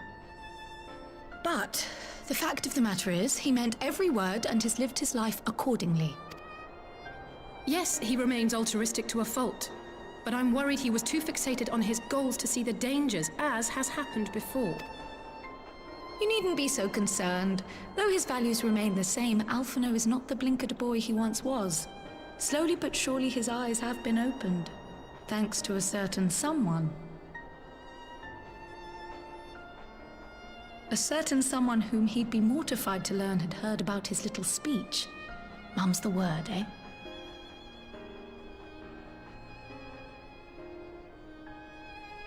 Right, I'd better have a look at our patients. They're in the infirmary, I assume. I'll need absolute quiet, so it would be best if I did this alone. If you'll excuse me.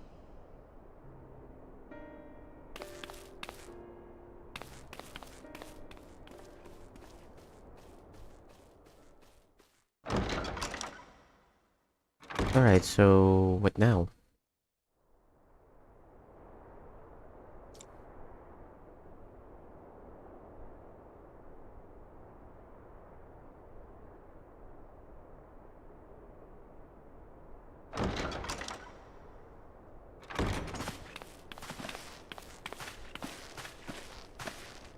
All three are in fine physical health. At a glance, I would say they were merely sound asleep. Except for the fact that I couldn't sense the slightest trace of them in their bodies. It's as if their souls have taken leave of their physical forms. Ah, yes. The Elder Seedseer made a similar observation. I've read the report. When you heard this mysterious voice, you described feeling as if you were somewhere else, yes? If we assume the ether which comprises your essence is being drawn to some other place, then it may be possible to follow the trail it leaves behind, just as we did in our search for Thancred. I wasn't around for that, but I can't imagine it was easy. Oh, it wasn't. But that's no reason not to try. I will have need of Master Matoya's crystal eye if I'm even to make the attempt. So, I suggest we pay her a visit. Oh no. That place is so... It takes a long while to be there.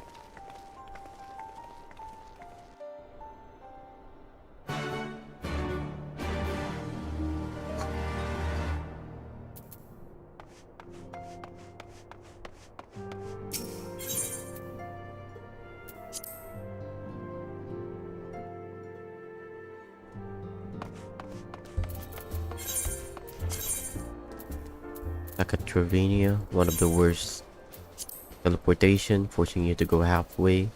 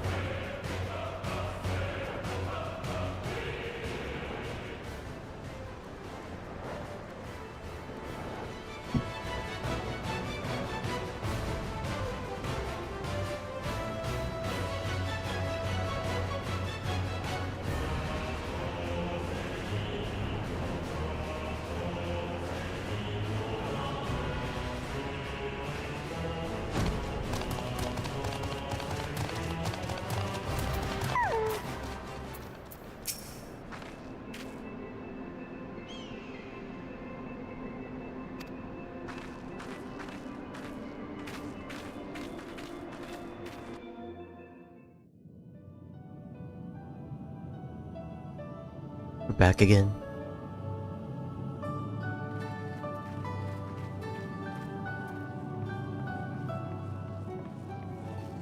Come to disturb my peace again, have you? I hide myself away in a cave, and still you people insist on pestering me with your problems.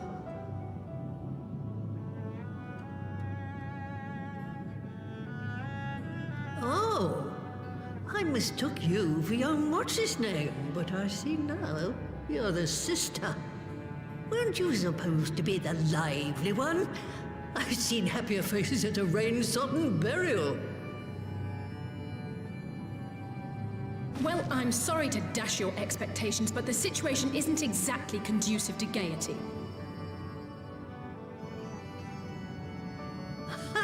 That's more like it. Stoller used to spit and hiss like a wildcat too.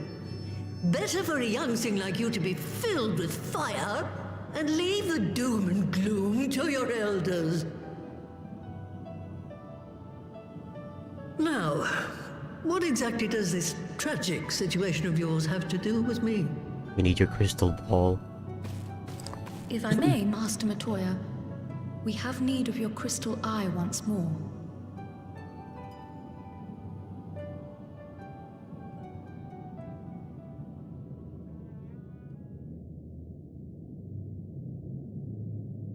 And Stoller is one of the afflicted, is she? Very well. She may be an ungrateful stray, but she's my ungrateful stray, and I'll not see her buried before I am.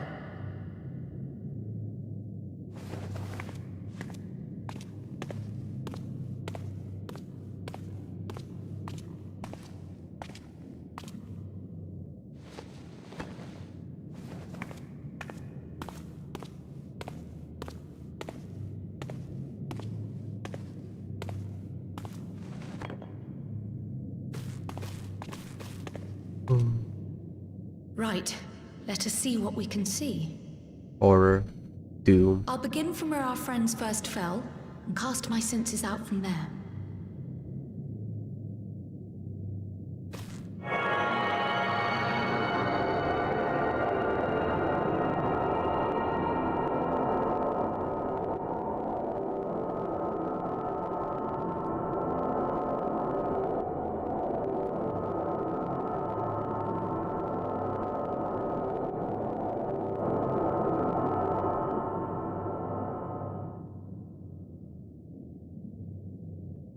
What is it? Did you find them? This doesn't make sense. But how is it even possible? How is what possible? Kryl, what did you see? The threads, they just ended. And no, I didn't lose track of them. I followed them as far as they went. It's as if they were cut off. Could their ether have dissipated if it had? Oh gods! Oh, they're still there. Their bodies are just husks. It's like the broodmother's daughter all over again. No, this is different. The Kalyana girl was already dead, body and soul, when Lakshmi effected her resurrection. Aye, let's not jump to conclusions. If their physical forms yet breathe, and show no signs of wasting, then it follows that their souls must still be intact somewhere. But where? That's the question, isn't it, girl? Death has not taken them to the ethereal sea, yet there are no tracks left for us to follow.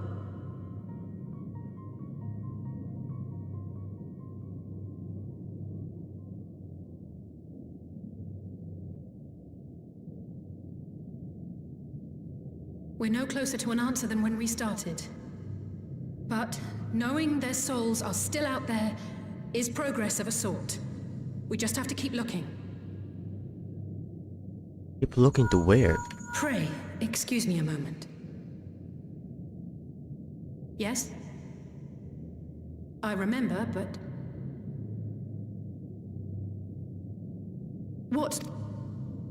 That was Lise. Apparently, a group of Populares have defected to Alamigo, and Maxima, the envoy Alphino left with, is one of them. I'm sorry. I realize we've barely begun here, but... Go, child, go! You've made up your mind, and life's too short for dithering. I'll do some digging in the meantime and see if there isn't some other method we could use to continue the search. Let's be off then.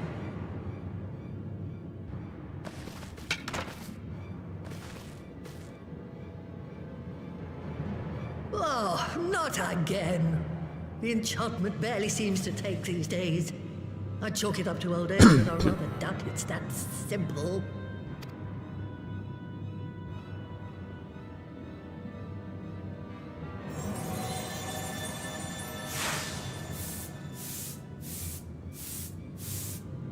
Before they took ill, Y'shtola and Urianger were sharing notes on a thinning of the ether. It seems to be happening all over. All over, huh? Does it now? And here I was, all set to blame my woes on that creaking mountain of refuse clogging up the Thaliac. I fear something has gone awry. Still, there's naught to be gained from starting in shadows. You can only do what can be done, and that but one thing at a time.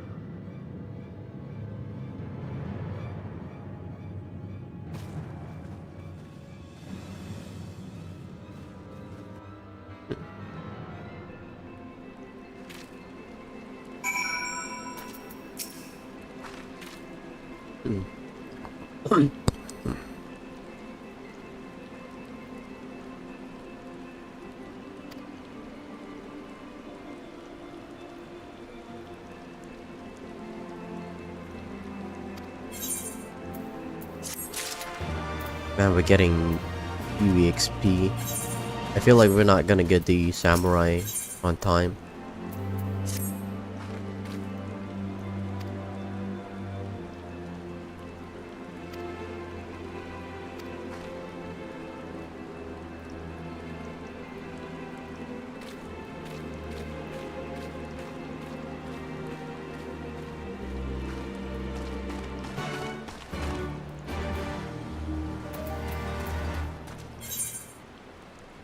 So what is it again?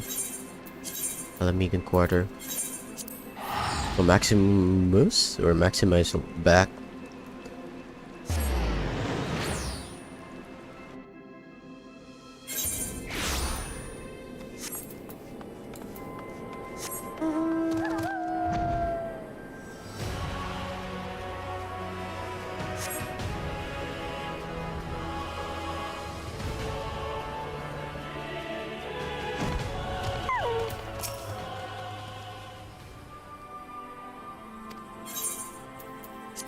Right. What do you have?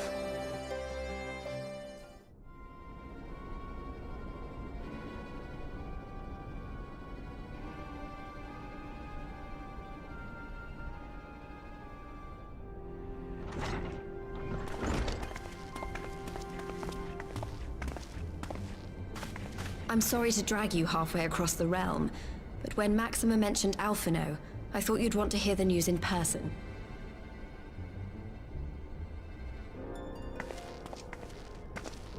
Ah, we meet again.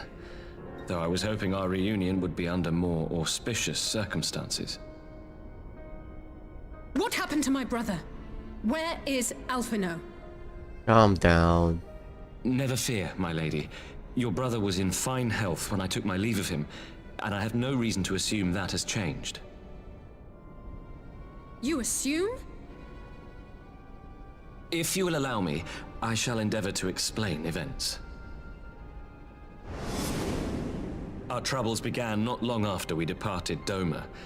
While crossing the burn, we were fired upon by the Emperor's personal guard and forced to make an emergency landing.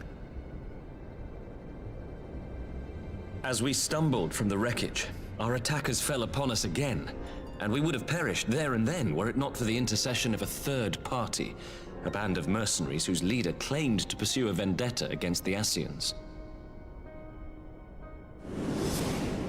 This shadow hunter, as he styled himself, then escorted us out of the wastes to relative safety. Upon arriving back in civilization, I gathered my Populares colleagues and prepared to flee the Empire. Master Alphino, however, declined the invitation to join us, preferring to continue his investigation into the Ascian threat.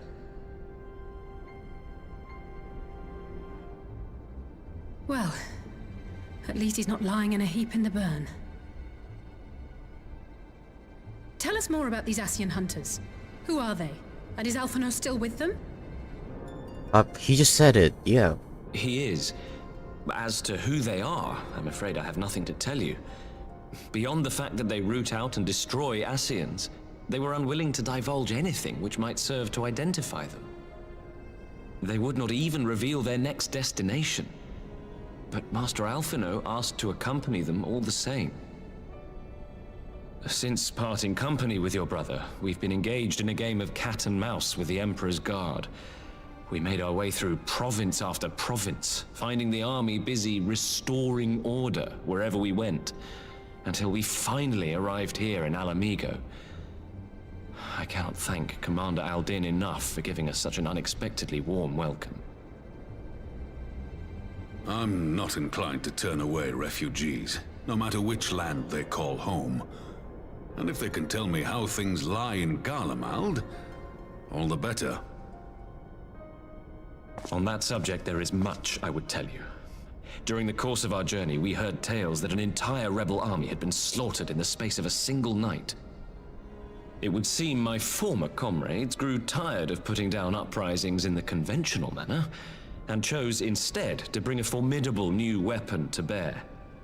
Details were sparse, but the rumor alone was enough to dampen the flames of rebellion. I have also heard reports that several companies have withdrawn from their designated provinces and begun marching westward. It is my assessment that the Empire's forces are mobilizing for a large-scale military engagement. Westward? You mean they're getting ready to invade Alamigo? We knew this was coming, but not that it would be so soon.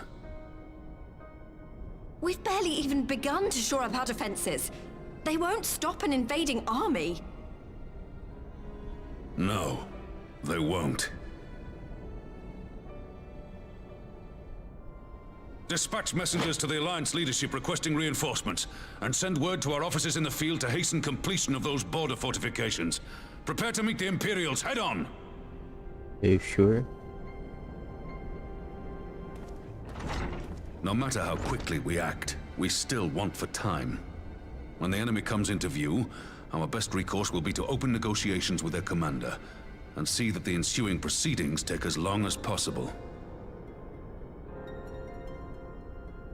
Would you and Alize head to Doma and let Lord Hien know about this? I'm sure he'll want to hear about Alphino too. Consider it done. We'll send word when...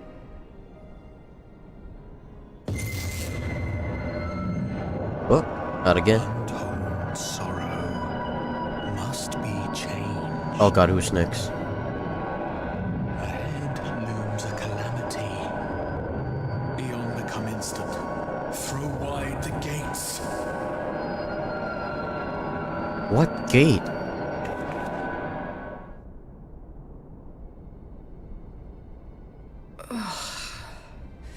You heard it too.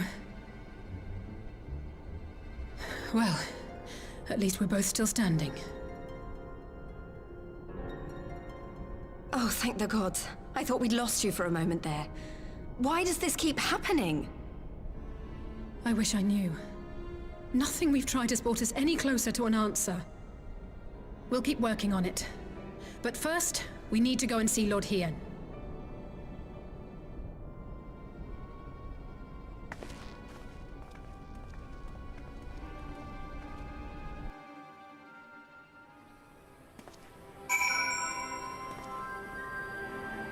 Right.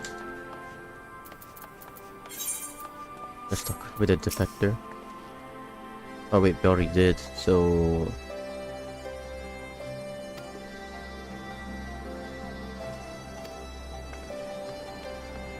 To the Enclave.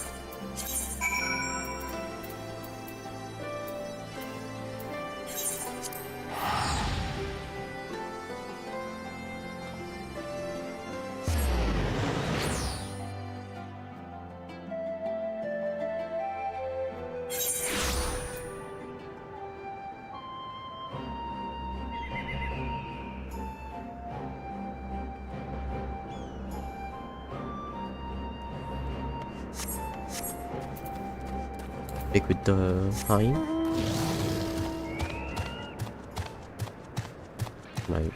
One of my buddy Elio AFK here.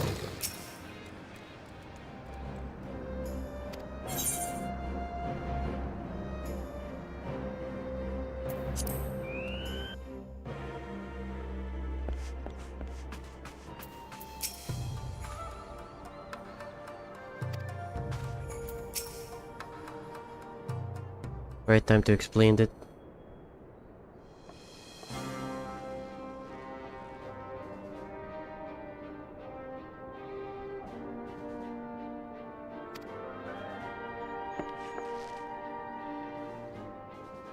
Kojin Confederacy along with the Steep Stride.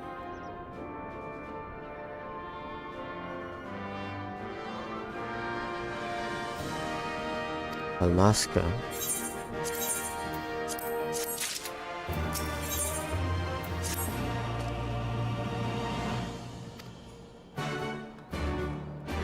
Oh yeah, the rebels, which Yugiri handles it.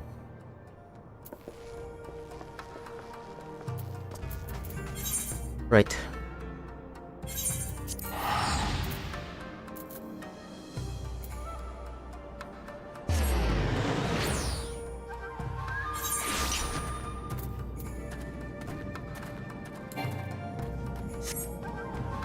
What is Ibaka doing here?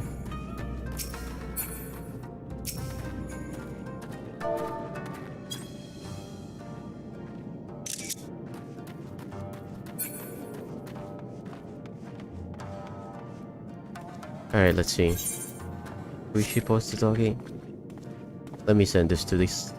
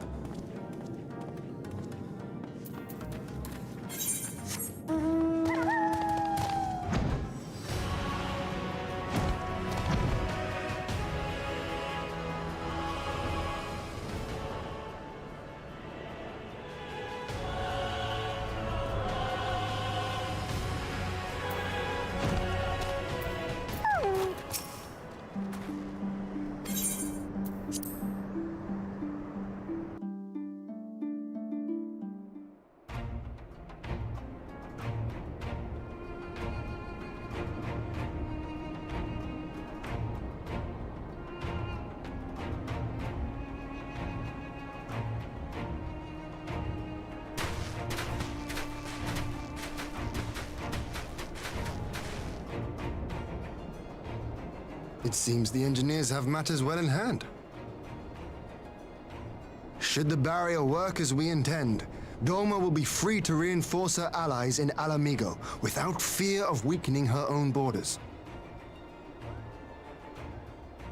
Honored friends, the time has come to put your hard work to the test. Start the generator.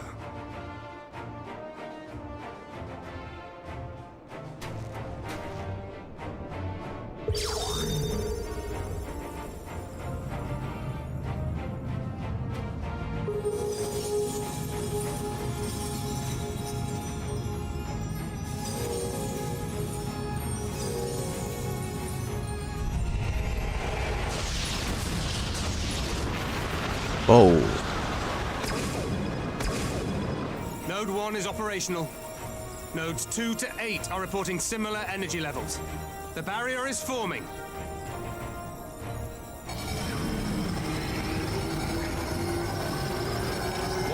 Yards, 2,000, 3,000. Expansion remains smooth. No fluctuations detected.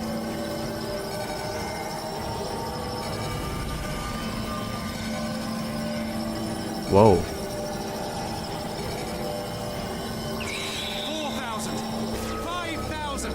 Target altitude reached. The barrier is holding steady at 5,000 yards. We've done it.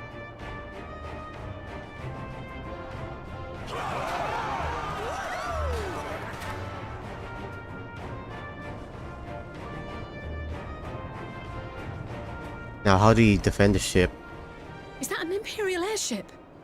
Of all the rotten timing. But this is a gift, Mistress Alize. They can test our new wall for us.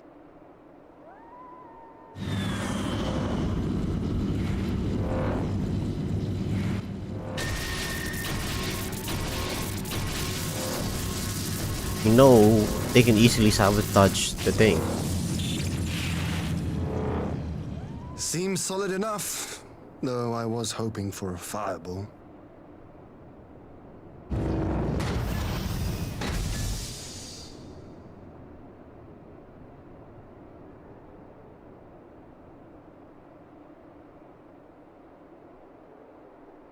Who? Oh?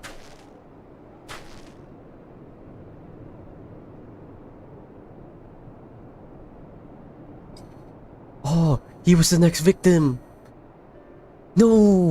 By the gods. It's Alphino. What are you? Let me go! He has my brother! Lower the barrier! Hey? Now that's the main weakness.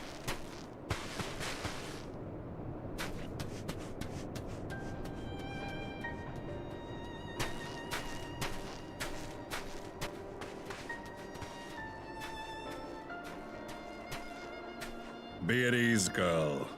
The lad is not dead, merely locked in slumber. No, not him too.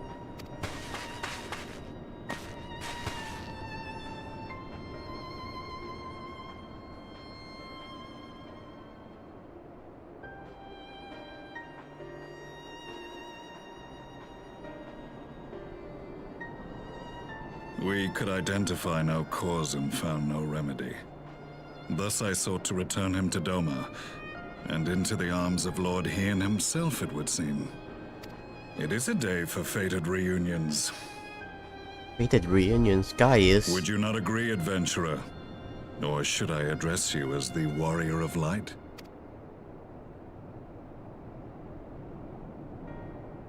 Reveal. Reveal. Guys, Van Belsar. No way. Aye. Gaius van Baelsar, the Black Wolf. That was the title I was given. One I have long since relinquished.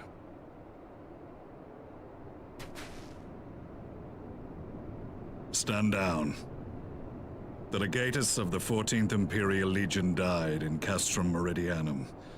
I am no more than Gaius Baelsar, a man without rank or allegiance. Impossible! There's no way you could have survived! Do you remember how it unfolded? Big explosion, the first nuke, second How I nuke. was deceived by La Habrea? How I was convinced that reviving the Ultima weapon would allow me to bring peace to Eorzea? The Ascian used me, as he used so many others, all to further the restoration of his wretched god. Yet even with the might of Alec at my command, you bested me. And as the Praetorium went up in flames, I was content to burn along with it. For a moment at least. A moment of folly. To surrender my life thus would have been to betray all who died for my cause. It was for them that I dragged myself free of the rubble, and swore vengeance on the Ascians.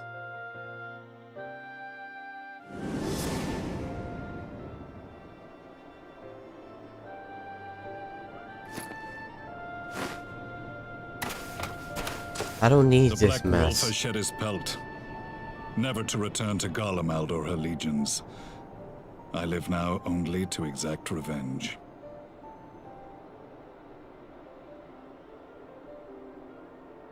My principal quarry was to be La Habrea, whom I gather you have since ushered onto oblivion. But so many more remain. Long as their kind lurked in the shadows, laboring to sow chaos throughout our world, I would see each and every one dragged into the light and put to the sword. Are the Scions not of like mind? In this single respect, perhaps. Then I shall continue the partnership the boy began, and share what intelligence I have acquired. Among the Ascians, the Black-Masked Ilk are subordinate to those who wear red. This you already know. Yet among the Red there exists a hierarchy. Those set adrift with the shards clearly stand below those still joined to the source. Nabriales, who once dared to intrude upon the Rising Stones, belonged to the former group, and while he was indeed a dangerous foe, His powers were inconsequential next to the paragons of the Source.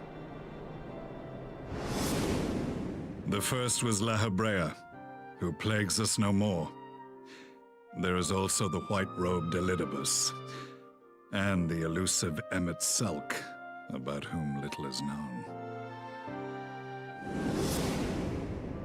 We have files on Lahabrea and Elidibus, but I believe this Emmet Selk is new to us?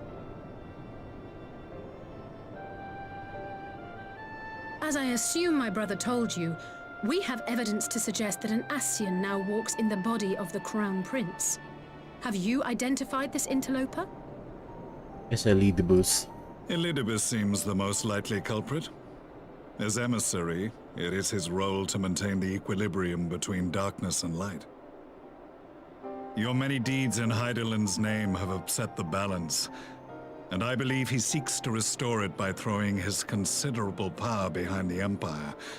As a leader of the Ascians, he is one of our primary targets. It was on the trail of this very prey that the boy and I came across the scene of a failed uprising. In the absence of a single Garlean casualty, we inspected the bodies of the rebels, and the lack of any external injury drew my immediate attention. They had been slain by Black Rose, an alchemical invention of the Imperial Army. When I yet served as legatus, I ordered its production halted, and all stockpiles destroyed. Toxic gas is not a tool of conquest, but of extermination. Toxic gas? This must be the new weapon Maxima warned us about. Something deadly enough to sweep away all resistance in a matter of hours. Gods. You don't think they're planning to use this in Alamigo, do you? Put your fears to rest. We infiltrated the production facility and destroyed all existing stores of the chemical along with the plant itself.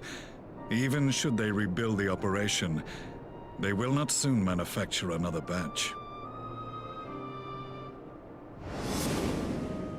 Regardless, I would draw your attention to a directive we discovered in the plant's records.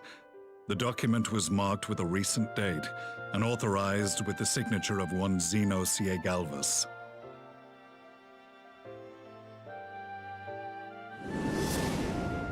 A dead man signing the death warrant for thousands. 'Tis bad comedy.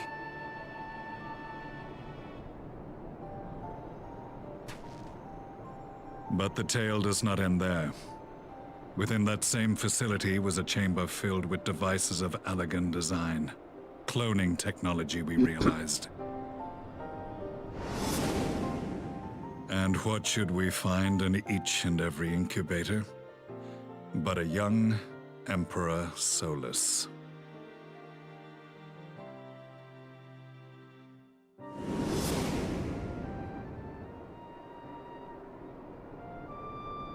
All of which prompts the question, were the Ascians responsible for these abominations, or was it the will of the Emperor? I must know which hand guides the Empire. Though I have given up my rank, I am yet a son of Garlemald, and I will fight for the future of my homeland.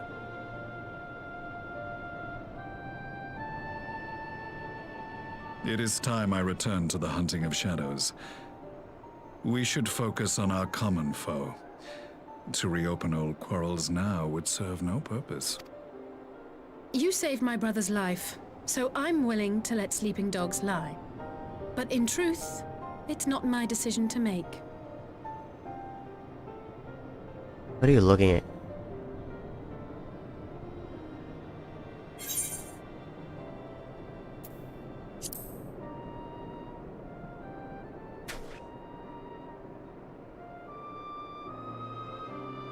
There was a time when I scorned those who placed their faith in false gods, even as I, in my blinkered conviction, place mine in Ascian promises.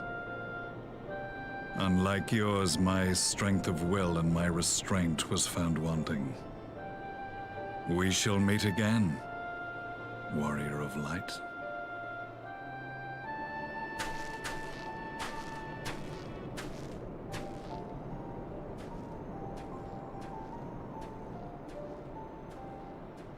So that was the infamous Black Wolf. An unexpected ally, to say the least.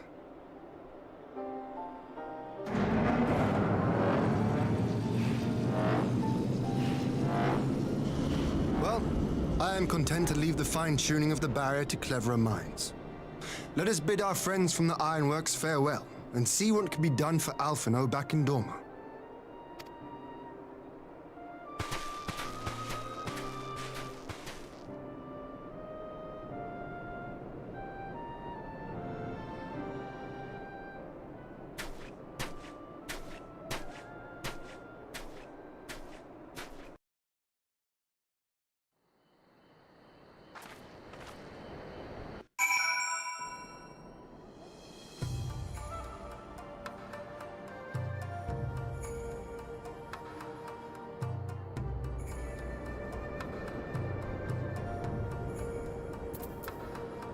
Oh, I was confused on why is this looking so weird.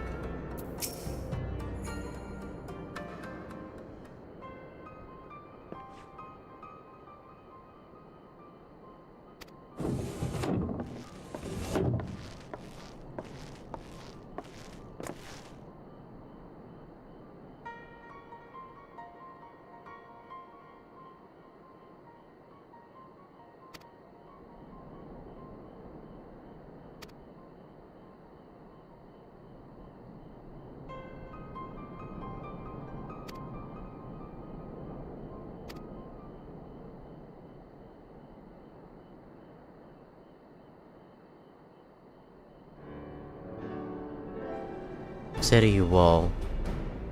Oh. Real amigo.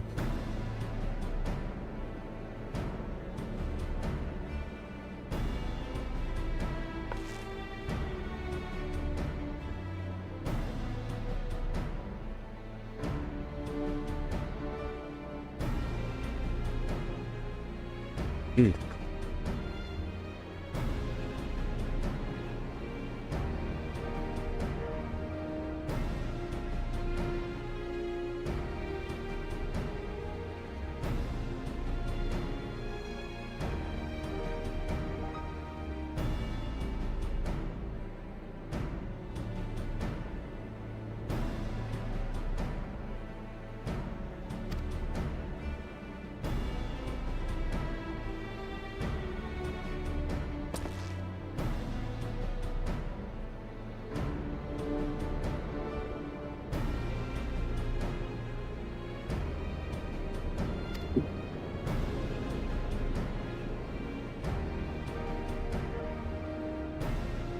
This is okay.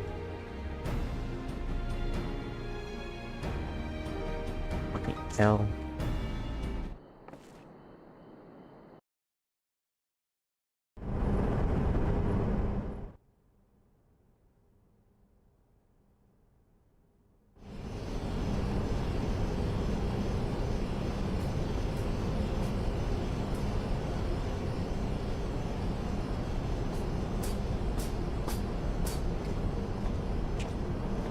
Our supplies of Black Rose have been ruined, but the new plant is already under construction. We should have the first batch ready in time for the offensive, Your Radiance. See that you do.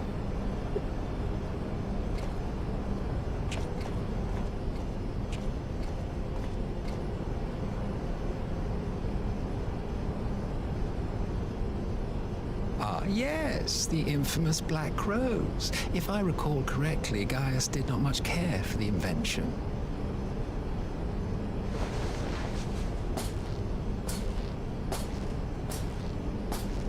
A ruthless and indiscriminate weapon indeed, this airborne poison.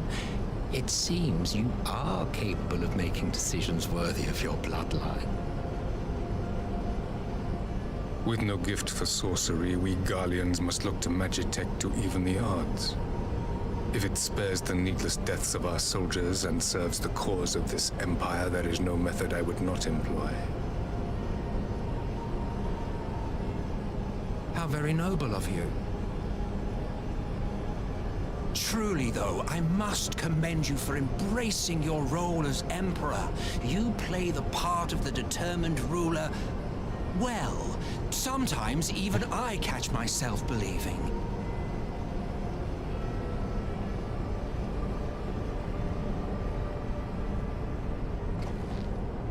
A silent agent of death. Now that I think on it, Black Rose may well possess the perfect aspect. Slowly but surely, the deluge of light has worked upon the ether here in the source, and the gas should be most susceptible to its influence. Well, I shall leave you to your own devices. Go forth and bloody the land with your grand and glorious war.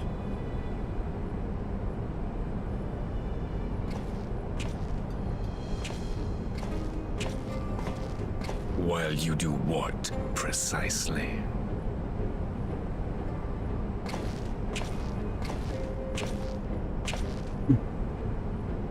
Need you ask? I will be doing what all Ascians do.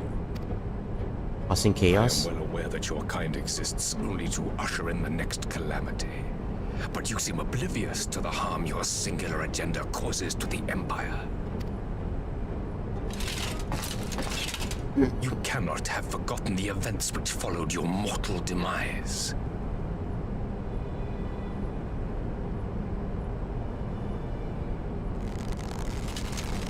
Our homeland was plunged into civil war for your failure to name a successor. The edifice you so carefully constructed was but a hair's breadth from collapse. Are you truly so naive? You thought me oblivious to the consequences of a departure so painstakingly timed? It was by design? Well, of course it was. Though I will admit the resulting panic exceeded even my wildest expectations. But how can you be surprised? Throwing the world into disarray was the very purpose for which this nation was, as you say, so carefully constructed.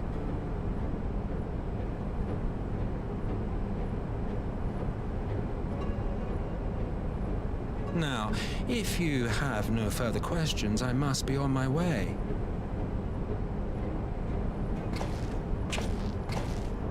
Since we may not meet again in this lifetime, it would be remiss of me not to offer a word or two of gratitude. I really must thank you for this surplus of vessels. I can mold any host into my own image, but having bodies tailored... You dabbled in elegant cloning techniques, yes? It certainly is a compelling, not to mention entertaining, field of research. And of all the options available, you chose the Founding Father on whom to experiment. You have a twisted streak to you, Varus, like grandsire, like grandson, hey?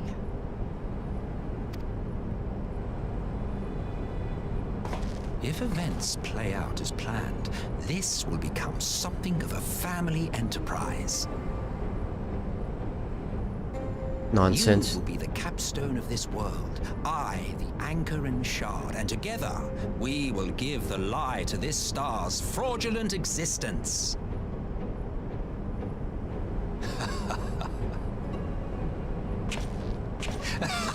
Everyone has family issue. God damn, this Ashen's crazy.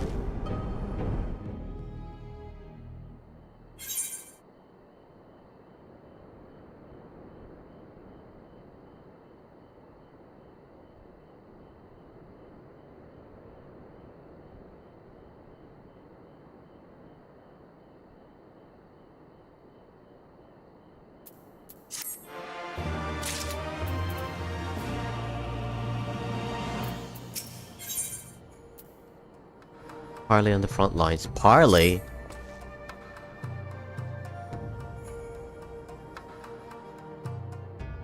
There's no parleying here.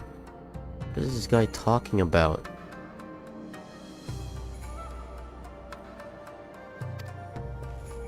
Nope, motives? Nope.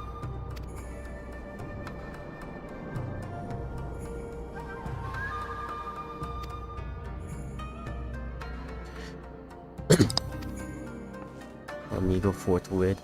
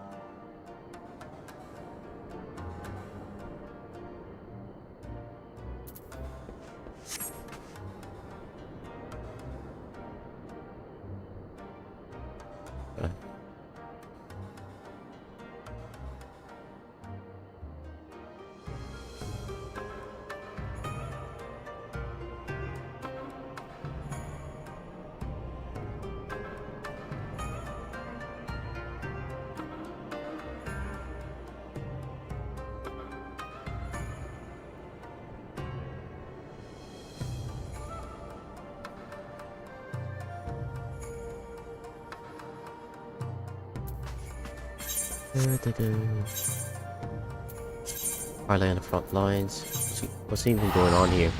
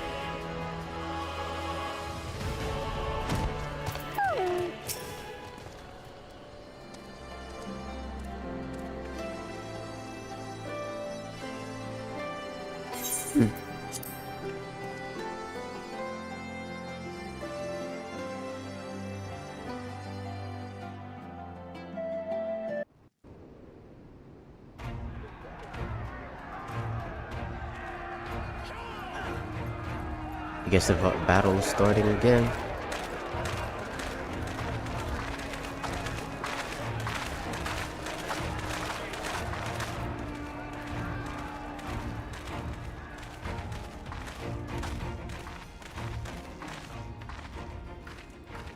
Welcome back, you two. Greetings, Lord Hien. Glad you could join us. Glad to be here. I would have come sooner, were our own defense is not in question, but I am pleased to report that our soldiers are assembling for deployment to Alamigo as we speak. We're grateful for your support. Thanks to the efforts of our allies, it won't be long before we've established defensive positions on this front as well.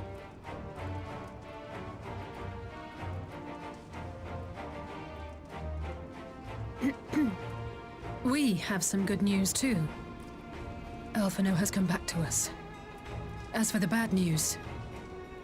Everyone's dying. Drugs. Guy is alive. Poison. So, Alphino won't wake up, Gaius van Baelsar is alive and hunting Ascians, and the Empire is planning to poison us all with toxic gas. Does that sound about right? Ordinarily, any one of those things would have left me in shock. But the way things have been lately, it's all starting to seem pretty normal. Getting back to your report, are we sure this Black Rose is the weapon Maxima was talking about? It fits the description. And it seems we have Alphino to thank for sparing us an early demonstration of its effectiveness. I have a feeling this won't be the last time his bravery in the Empire will serve us here in Eorzea. The threat of an unknown weapon has had us all on edge. But now that we know what we're dealing with, we can take steps to defend against it. As for Gaius, I'm not sure what to think. Am I happy he's alive? Not in the slightest. Am I happy he's hunting Ascians? Aye, I'd have to say I am. Oh, speaking of Garleans you didn't expect to see, we have a tale of our own, as it happens.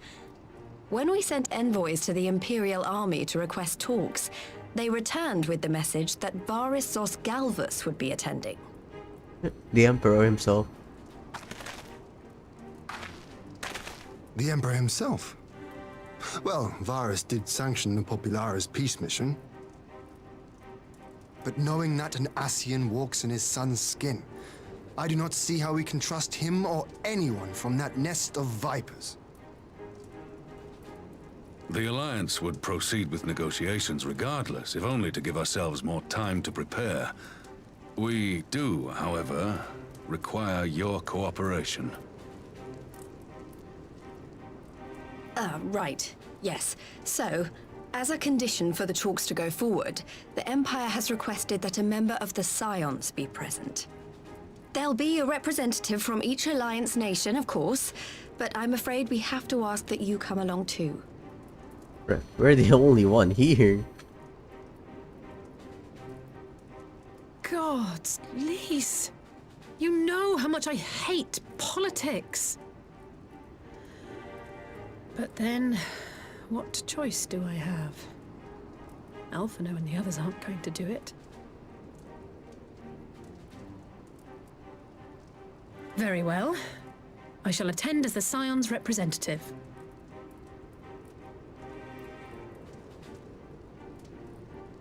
In case you're wondering why I didn't ask you, the Empire also requested the presence of Eorzea's champion.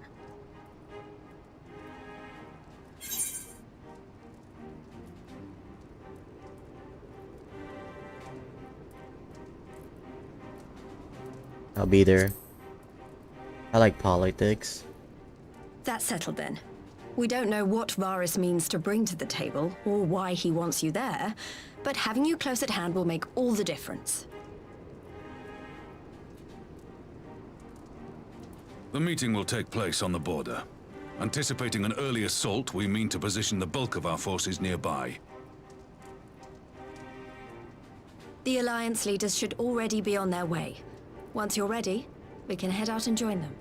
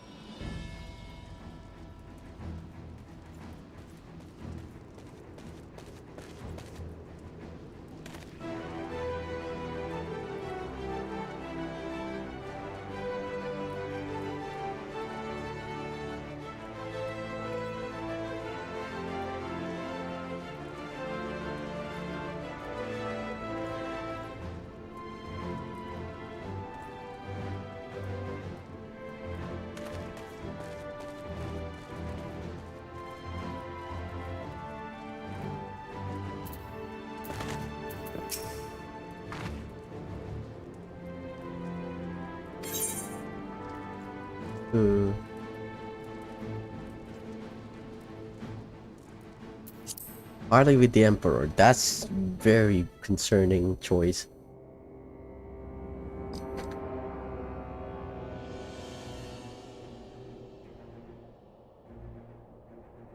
Two bosses.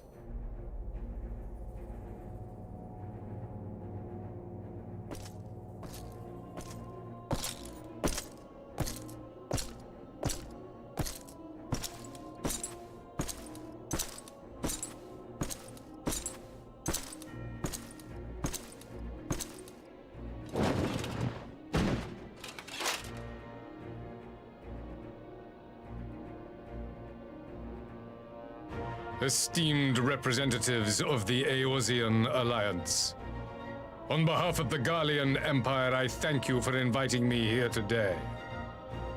As this parley was convened at your request, I invite you to speak first. Very well, Your Radiance. I, Nanimo Ulnamo, 17th in the line of Ul, should be pleased to oblige you. As recent events in Alamigo and Doma have made plain, the subjugation and exploitation of neighboring nations is not a sustainable policy. Should this day end in war, You may very well defeat us, but you will never extinguish the people's desire for freedom. Though it may not be in our lifetime, there will be another revolution, another war, and the cycle will continue. Doma has entered into a concord with the nations of Eorzea, a partnership wherein we recognize one another as equals. Garlemald could be afforded similar treatment. You need only set aside your ambitions and join us in paving a path towards peace.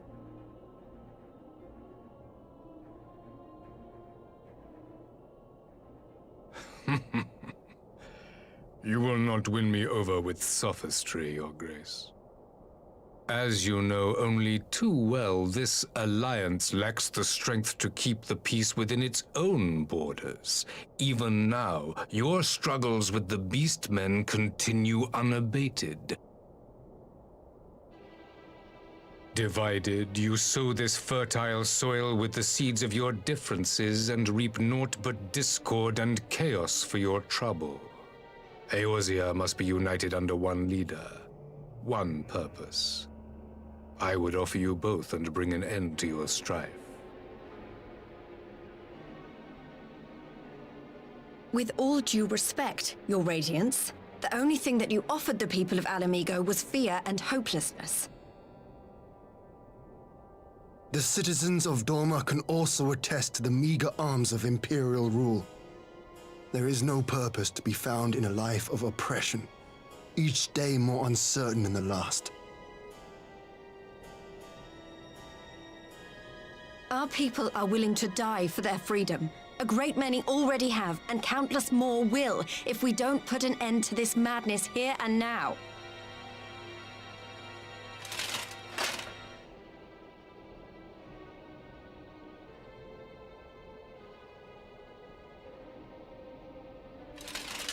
We brought order and stability to your lives.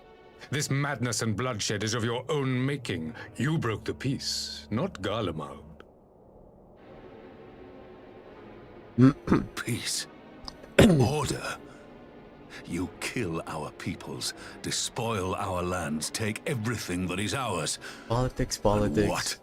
You expect us to lick the boot that grinds our faces into the dirt?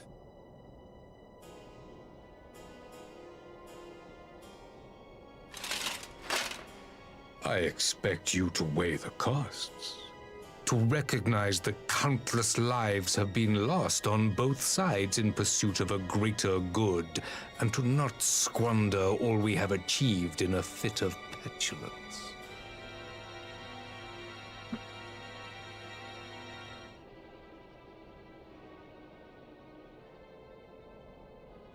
Your Radiance, I fear I can personally attest to the dangers of pursuing one's vision with such righteous fervor. For 1,000 years, the Holy See of Ishgard waged war with dragons.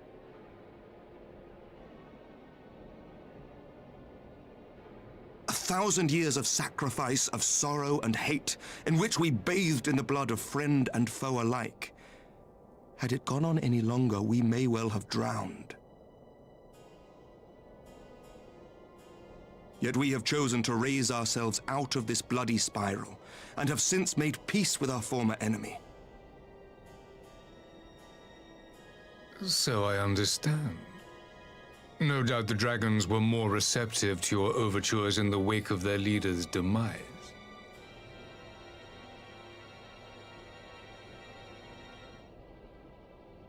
You speak of peace, yet use war to achieve it. Your father would not have bothered to obscure his intent with honeyed words. He understood that strength is all that matters in the end.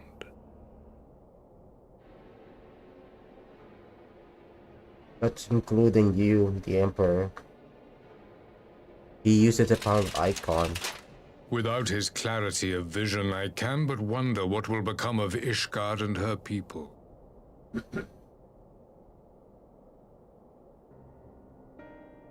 There was a time when Garlemald too lacked a leader of conviction. Weak and unable to wield magic, we were at the mercy of the strong from whom we sought refuge in the bitter cold of the north. Were it not for the discovery of ceruleum and the subsequent development of Magitech, we might never have gained the power to take back that which was rightfully ours.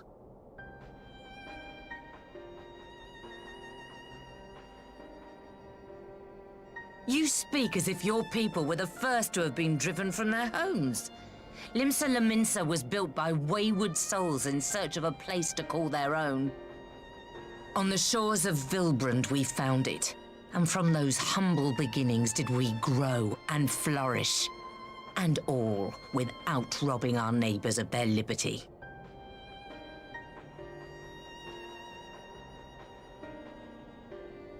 So saith the pirate. Am I to believe that you simply asked the kobolds to yield up their lands and that they were happy to oblige you? That you did not drive them out like rats in the hold of one of the many ships seized by your privateers?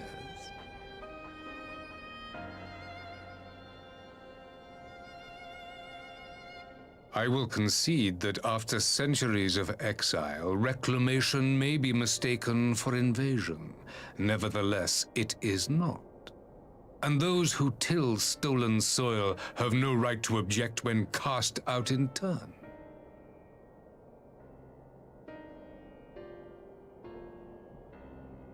Your uncompromising nature rivals that of the Ixal. They too lament circumstances which they themselves perpetuate. Were they but to embrace peace, we would welcome them with open arms. Indeed, some few have done just that, and now receive of the Twelve's Wood's bounty. Would that your people might learn from their example.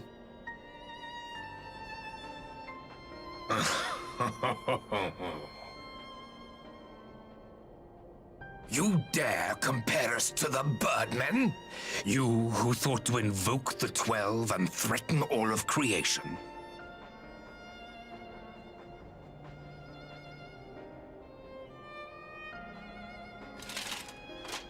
I came here in the hope of finding some speck of common ground, but I see now these discussions will accomplish nothing.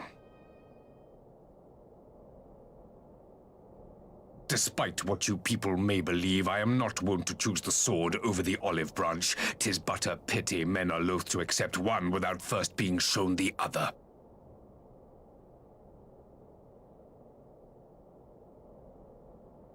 Wait! I beg you.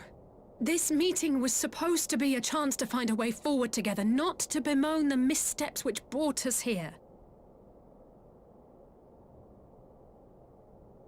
Please. If you truly consider violence a last resort, there must be a way we can come to an agreement.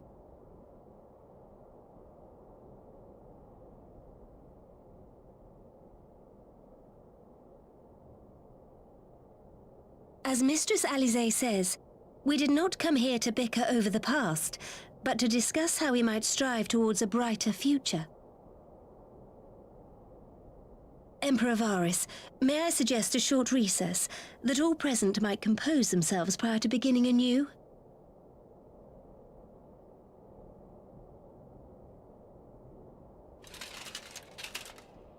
Very well. I pray this intermission will suffice to move these talks in a more constructive direction.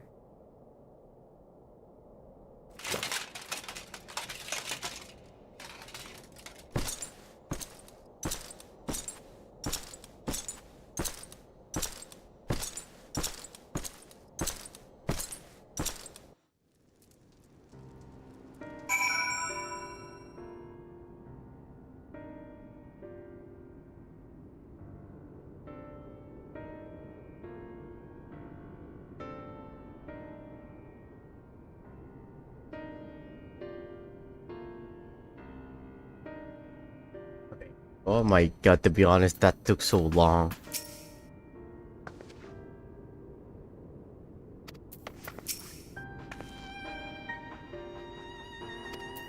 It's a trap, it's a trap.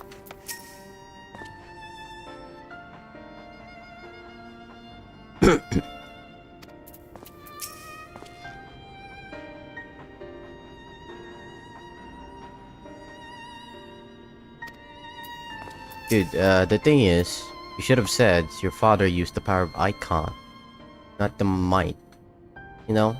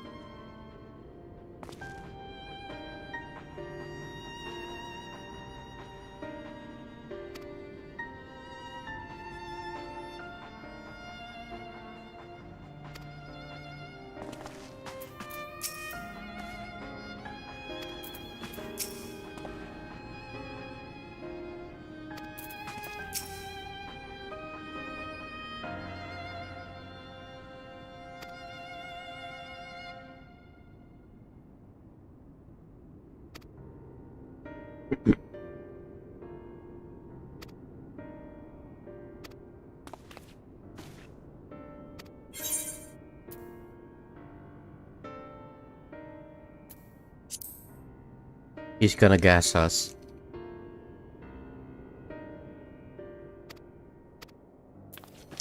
I feel like I screwed up.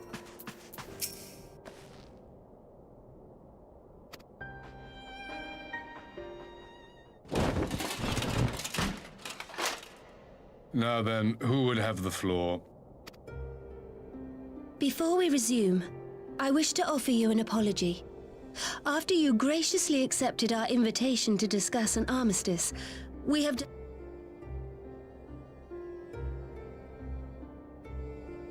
I'll admit your familiarity with our affairs surprised me, and served to remind me how little I know of yours. I think all here can understand the desire to reclaim one's homeland.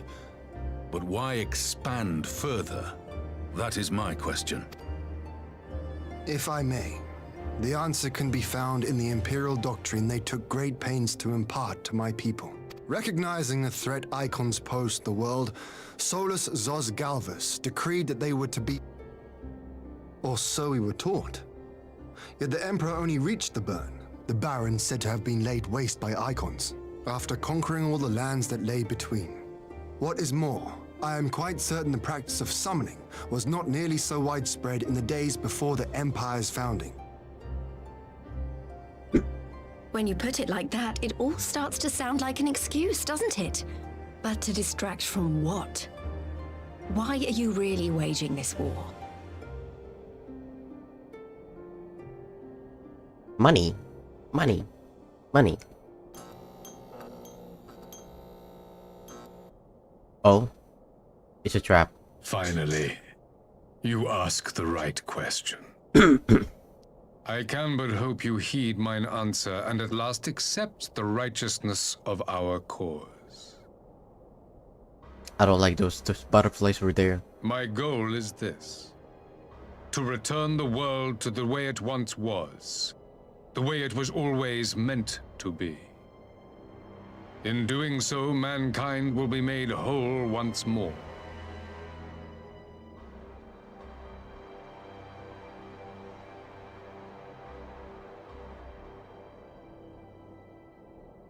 Hello. No longer will we suffer from the dissension born of our differences.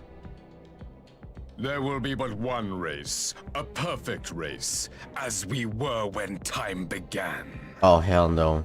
Oh, fucking no. What in Rulga's name are you talking about? I am talking about the origins of this star, of the source and its 13 reflections. At the instant of the great sundering, 'twas not only the world that was shattered, but mankind itself. Thus were we divided into myriad races, each with its own unique imperfections. That is why man looks upon his neighbor and feels fear and hatred, why he wages war, why he kills his brother. Racism. You all in your own way have proven as much today. The peace you seek is but a fleeting solution to a fundamental problem. One which calls for more drastic measures. To bring about everlasting peace, our worlds must be rejoined.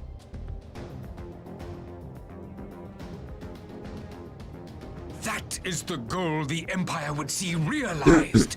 The glorious future unto which we shall one day shepherd mankind.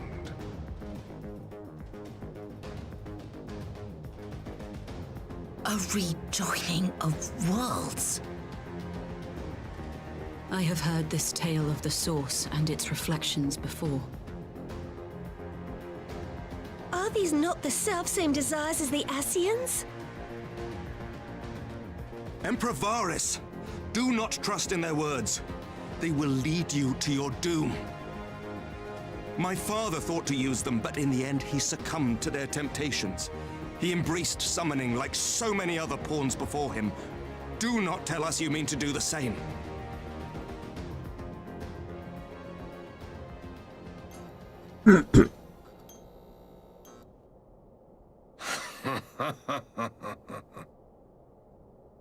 To be a pawn, free from the burden of choice, would be a blessing.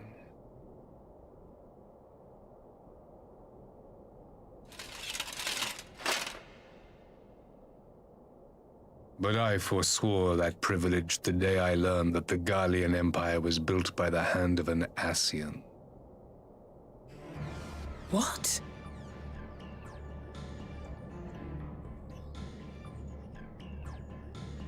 Yes. My grandsire, the former emperor, is of their number. And who better to build an empire capable of bringing about the calamitous change we desire? Would you condemn me for this alliance, for bowing to the will of these shadowy masters, when the prize is true and lasting peace?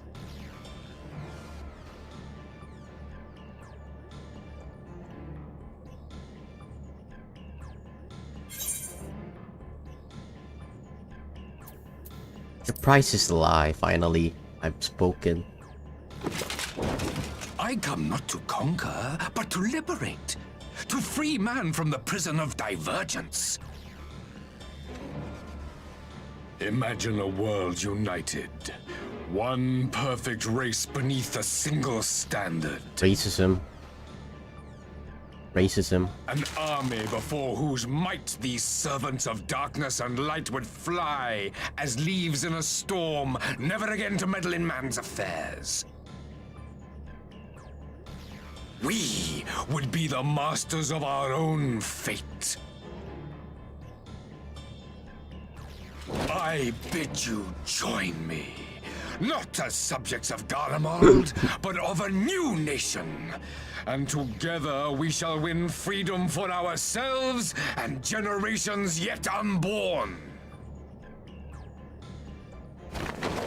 You want to trigger another half-dozen calamities? You can't be serious!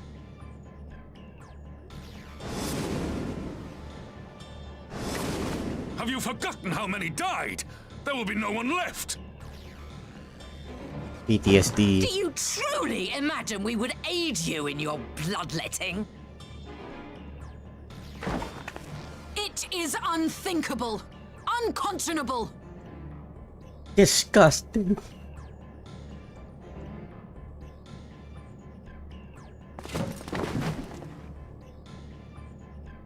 Idiot. And what is the alternative? Ashes. To be as cattle waiting for slaughter? I would have us work together, that we might take fate into our own hands. Into your hands, perhaps.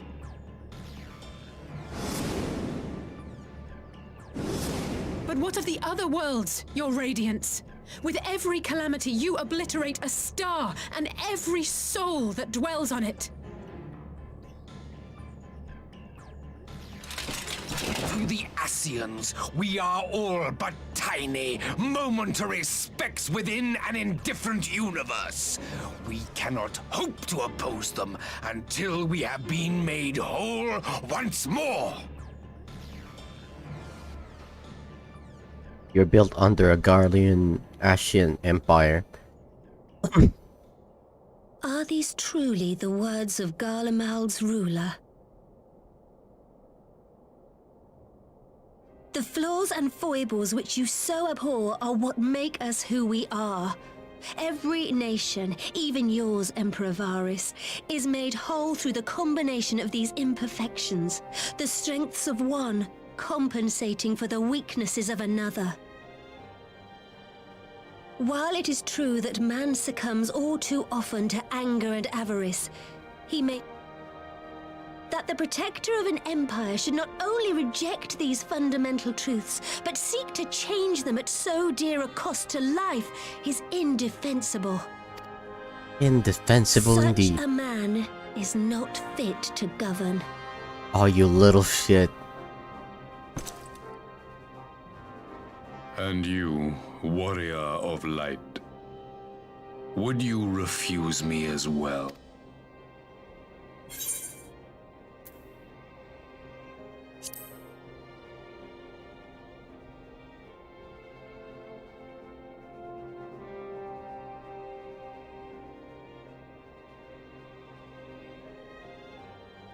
It would seem the Alliance is of one mind on this matter.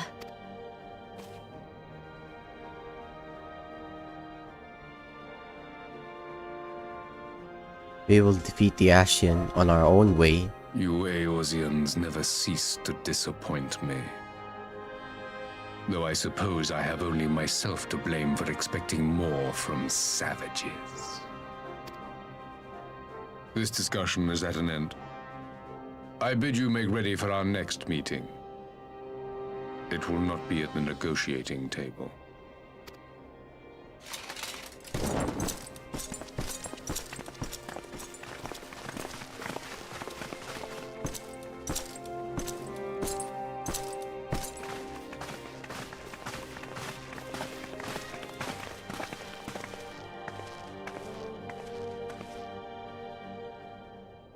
That was so way too fucking long.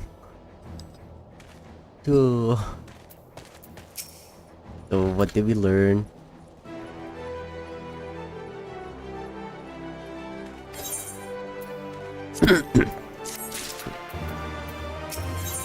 To war we go.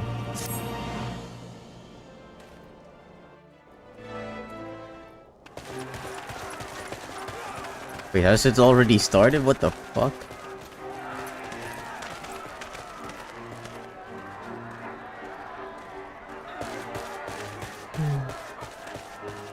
I'm not sure what I was expecting from our meeting with the Emperor, but it wasn't that. Still, at least we know now what he's really after. Aye, a future built on a mountain of bodies. I too want the Ascians dead, but not at any cost. The last of the reinforcements from Dorma arrived not long ago. I pray it will be enough. Given the Emperor's stated goal, this is a battle we can ill afford to lose.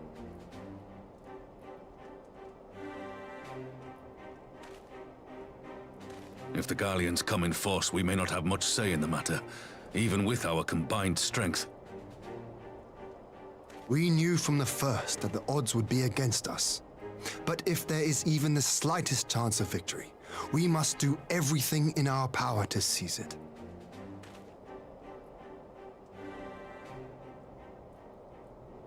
We must seize it, full stop. Hear, hear!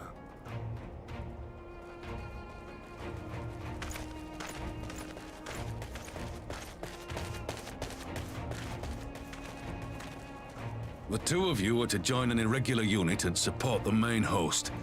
I won't bother asking if you're minded to fight. After coming this far, how could I not? And for once, there's no one around to countermand me. Not that they would. Not even my brother. But we all know who really make the difference. Ready to frighten some Garleans?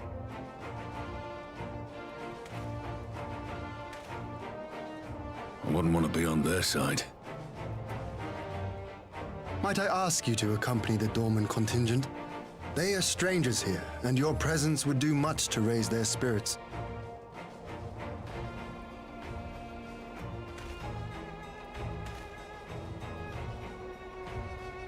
We would be honored.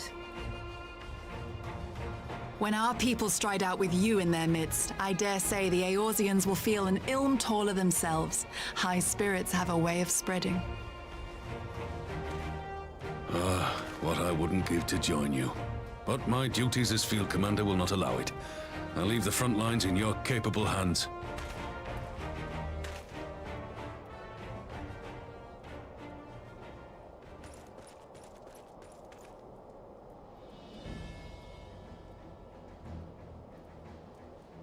Comrades, ready your arms. The hour of battle has come. May the crystal guide us to victory! No. I told them to lay off on the addiction with crystals.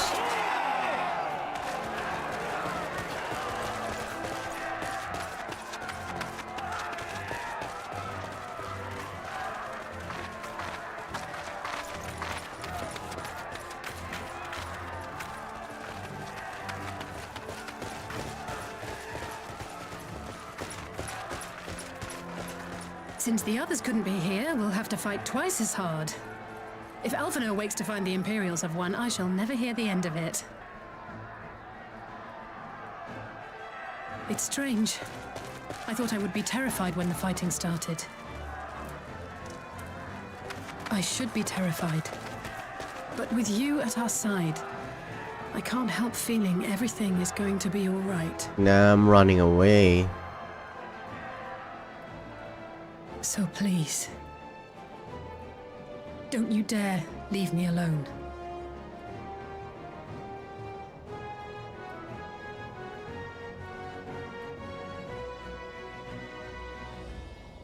No matter what happens, we have to survive together. If we survive. Oh, I gotta need like a quick.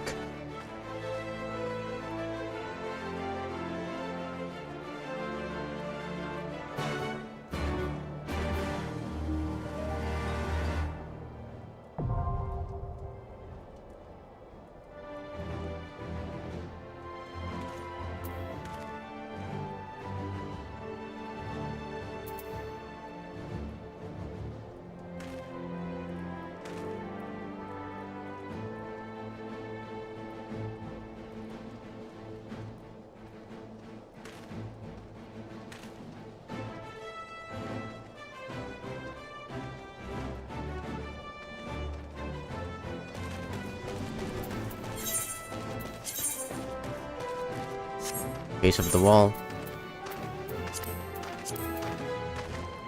Let's see how fast this the final battle. Is it? I don't know. I'll be taking a right back.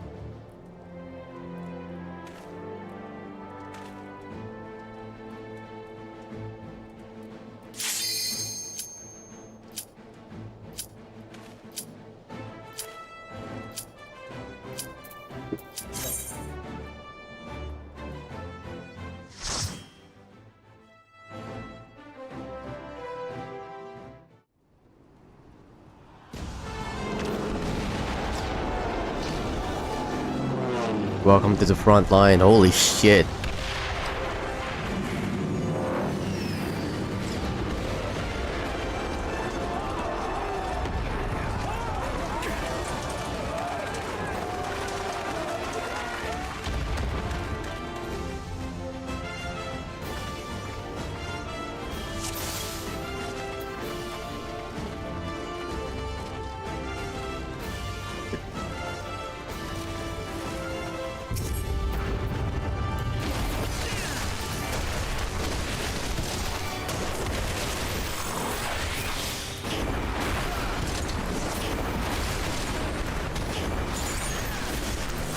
Or vomit.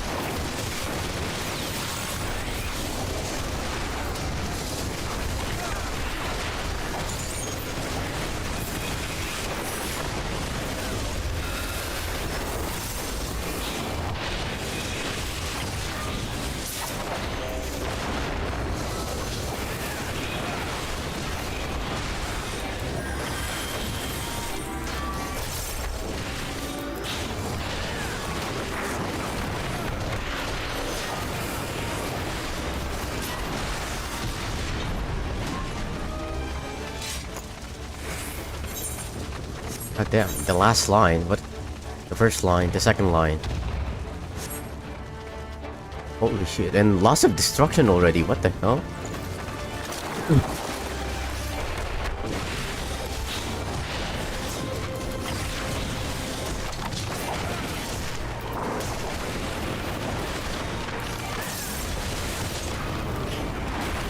Barely even started.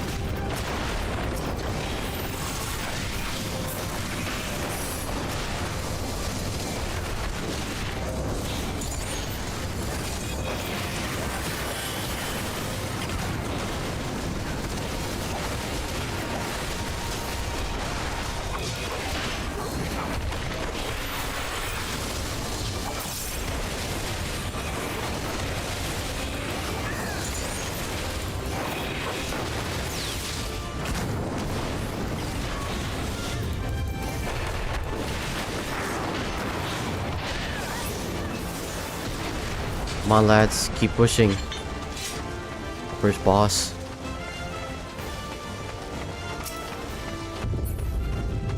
Magic the Colossus.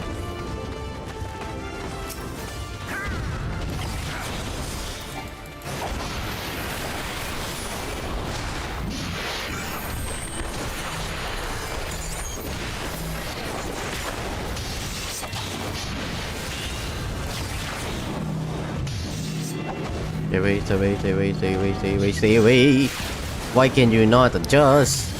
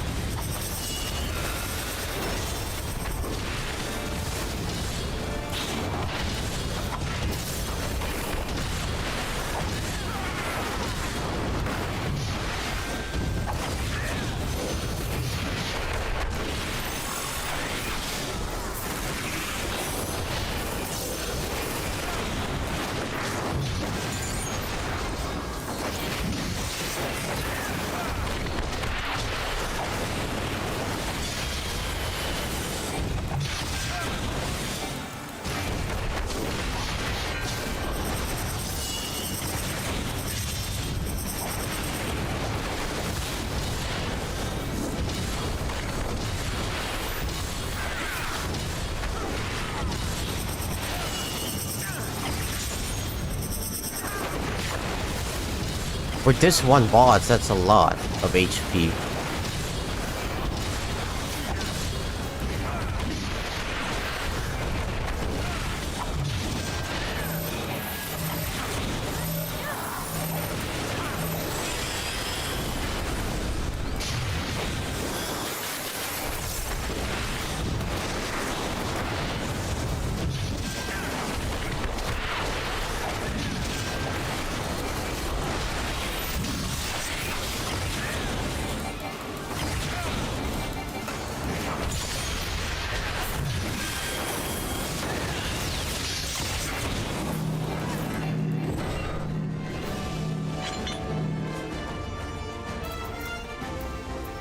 Any special ring?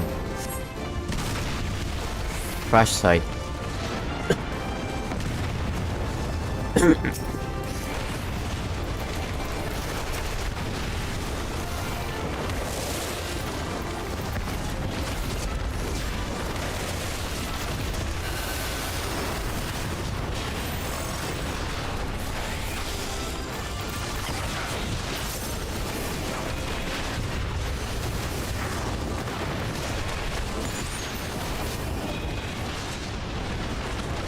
How many more? How many more? Let's pull it, let's pull it. Pull it here, pull it here.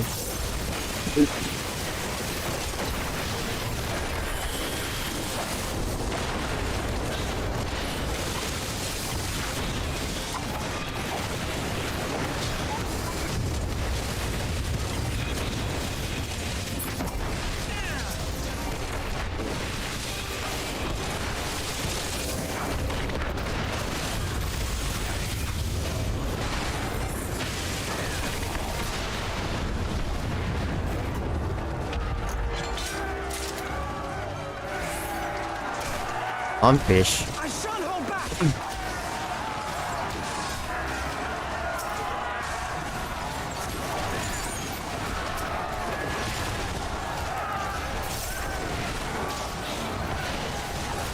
Onward. Even though we're lagging.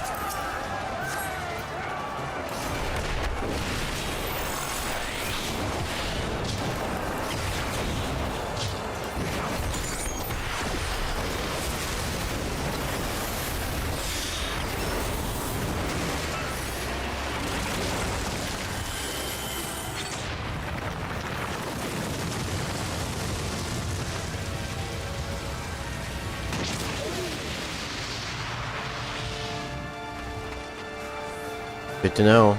I wasted that.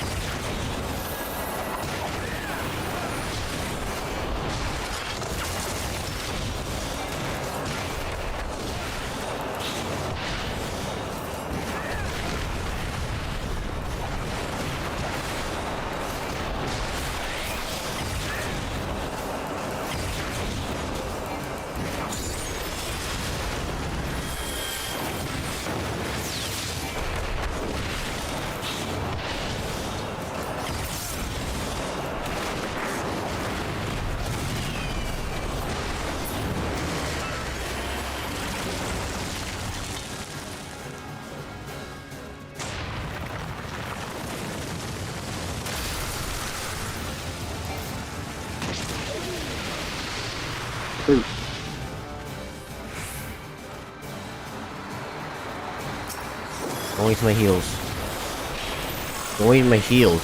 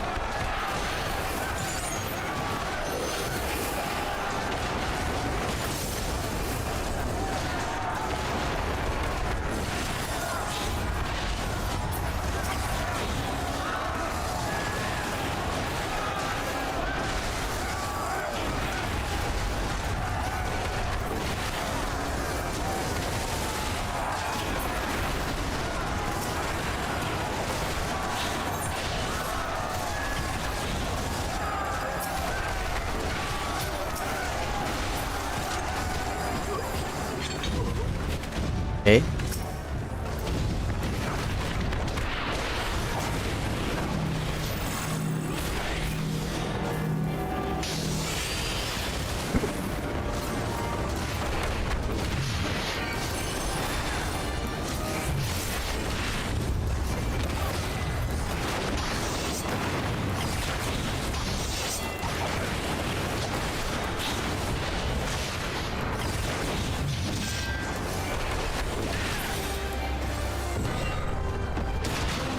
Who? You again?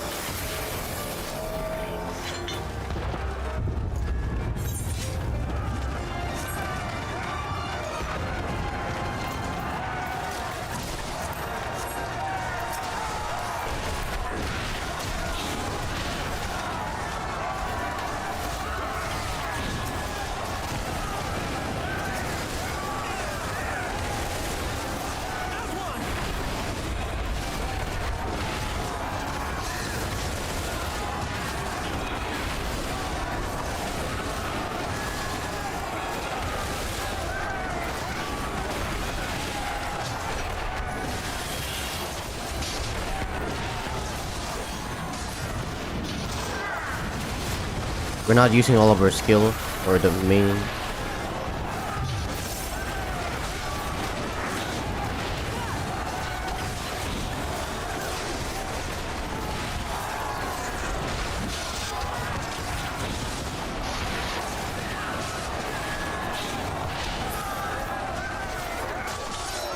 Another one.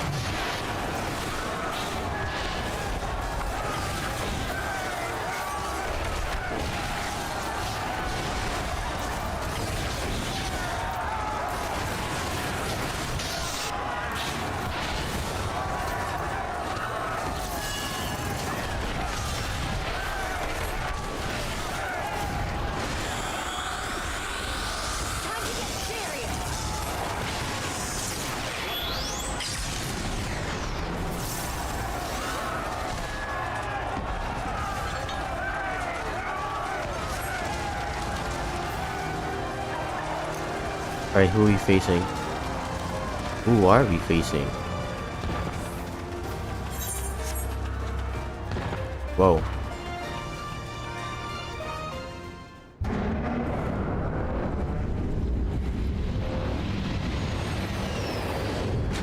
I knew it. These savages bested our vanguard? Impressive. But in the end, they are only that. Savages. Now let us be brief.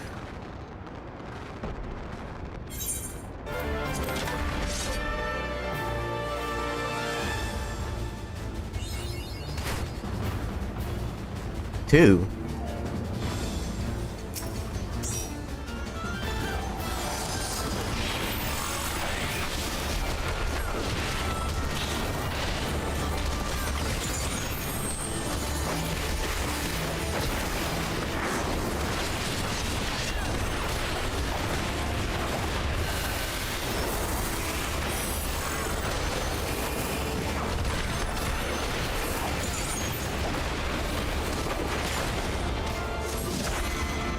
What? But that's... I'm so dead.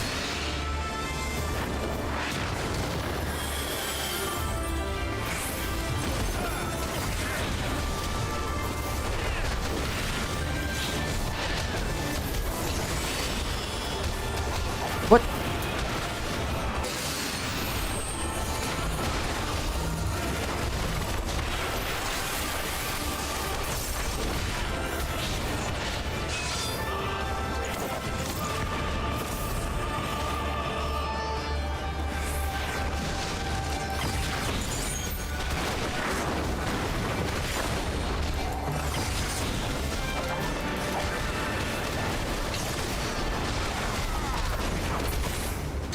What?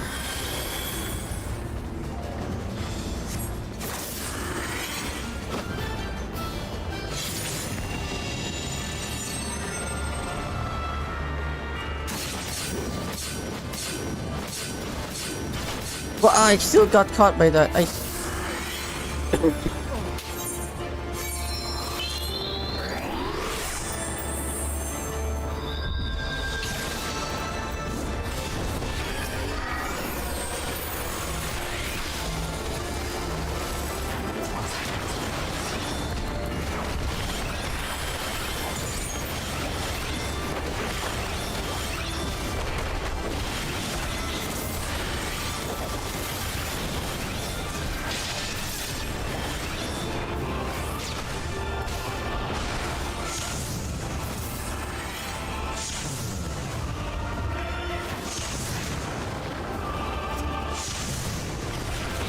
Why are you this?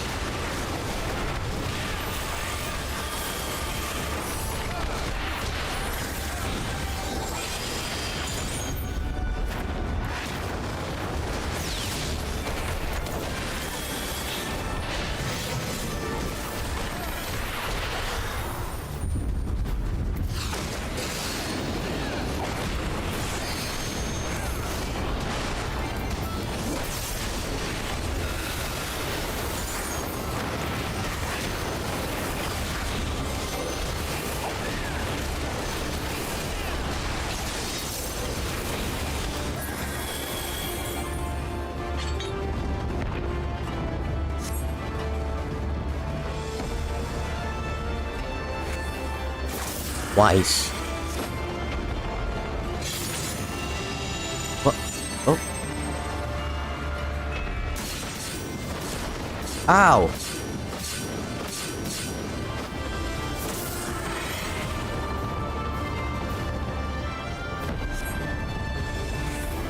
Heal?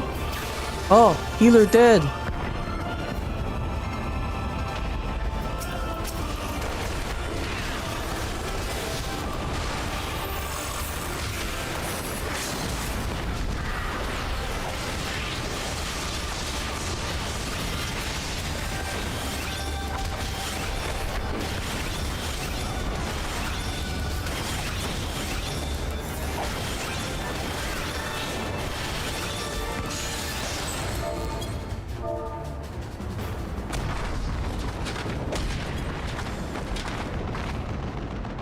Man, that was crazy.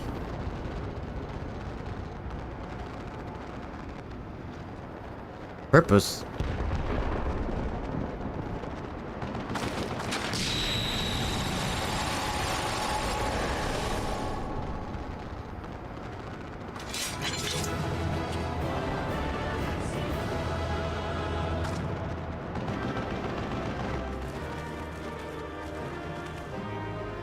We did is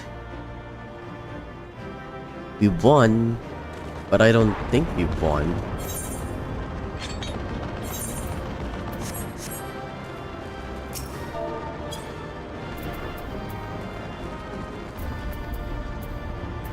That's nice.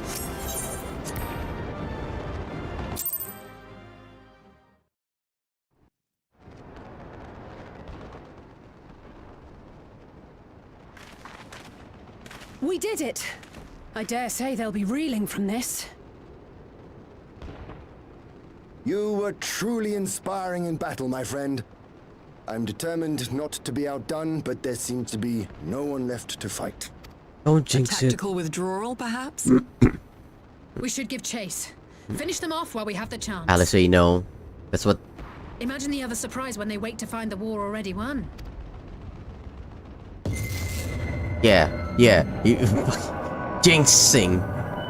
Ever since the first one. Will expunge all life. Only you can forestall the calamity. Throw wide the gates. No!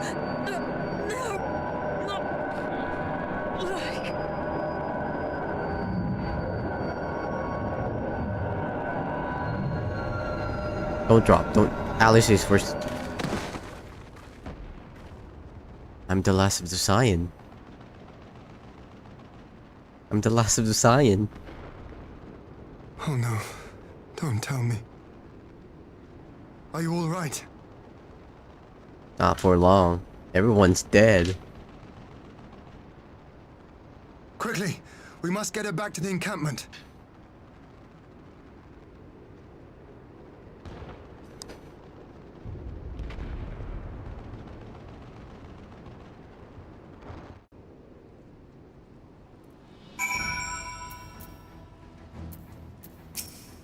Jeez, what the fuck is going on?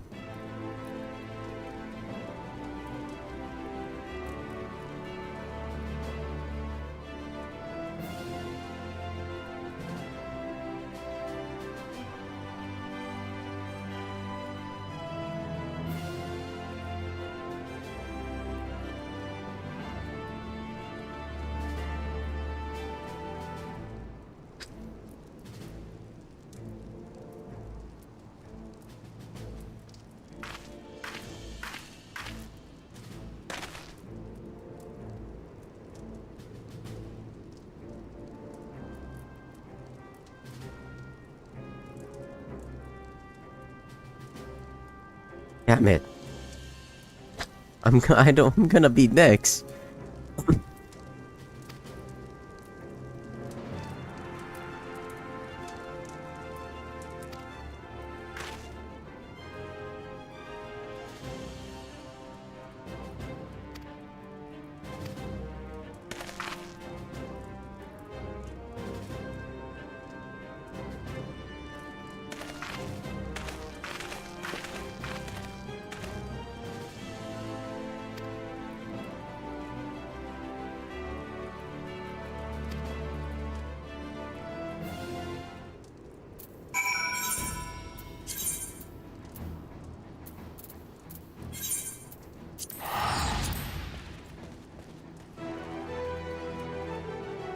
I feel like once we have done this, we're gonna take a break.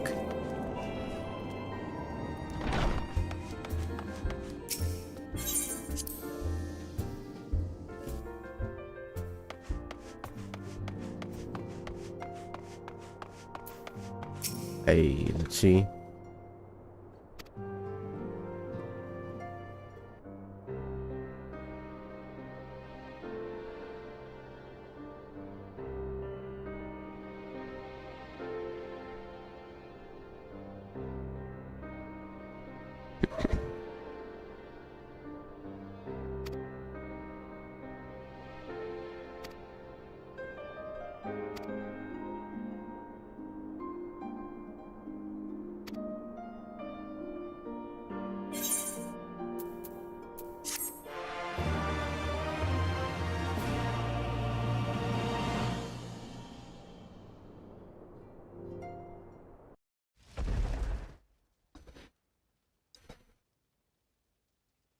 What? At the border? Oh.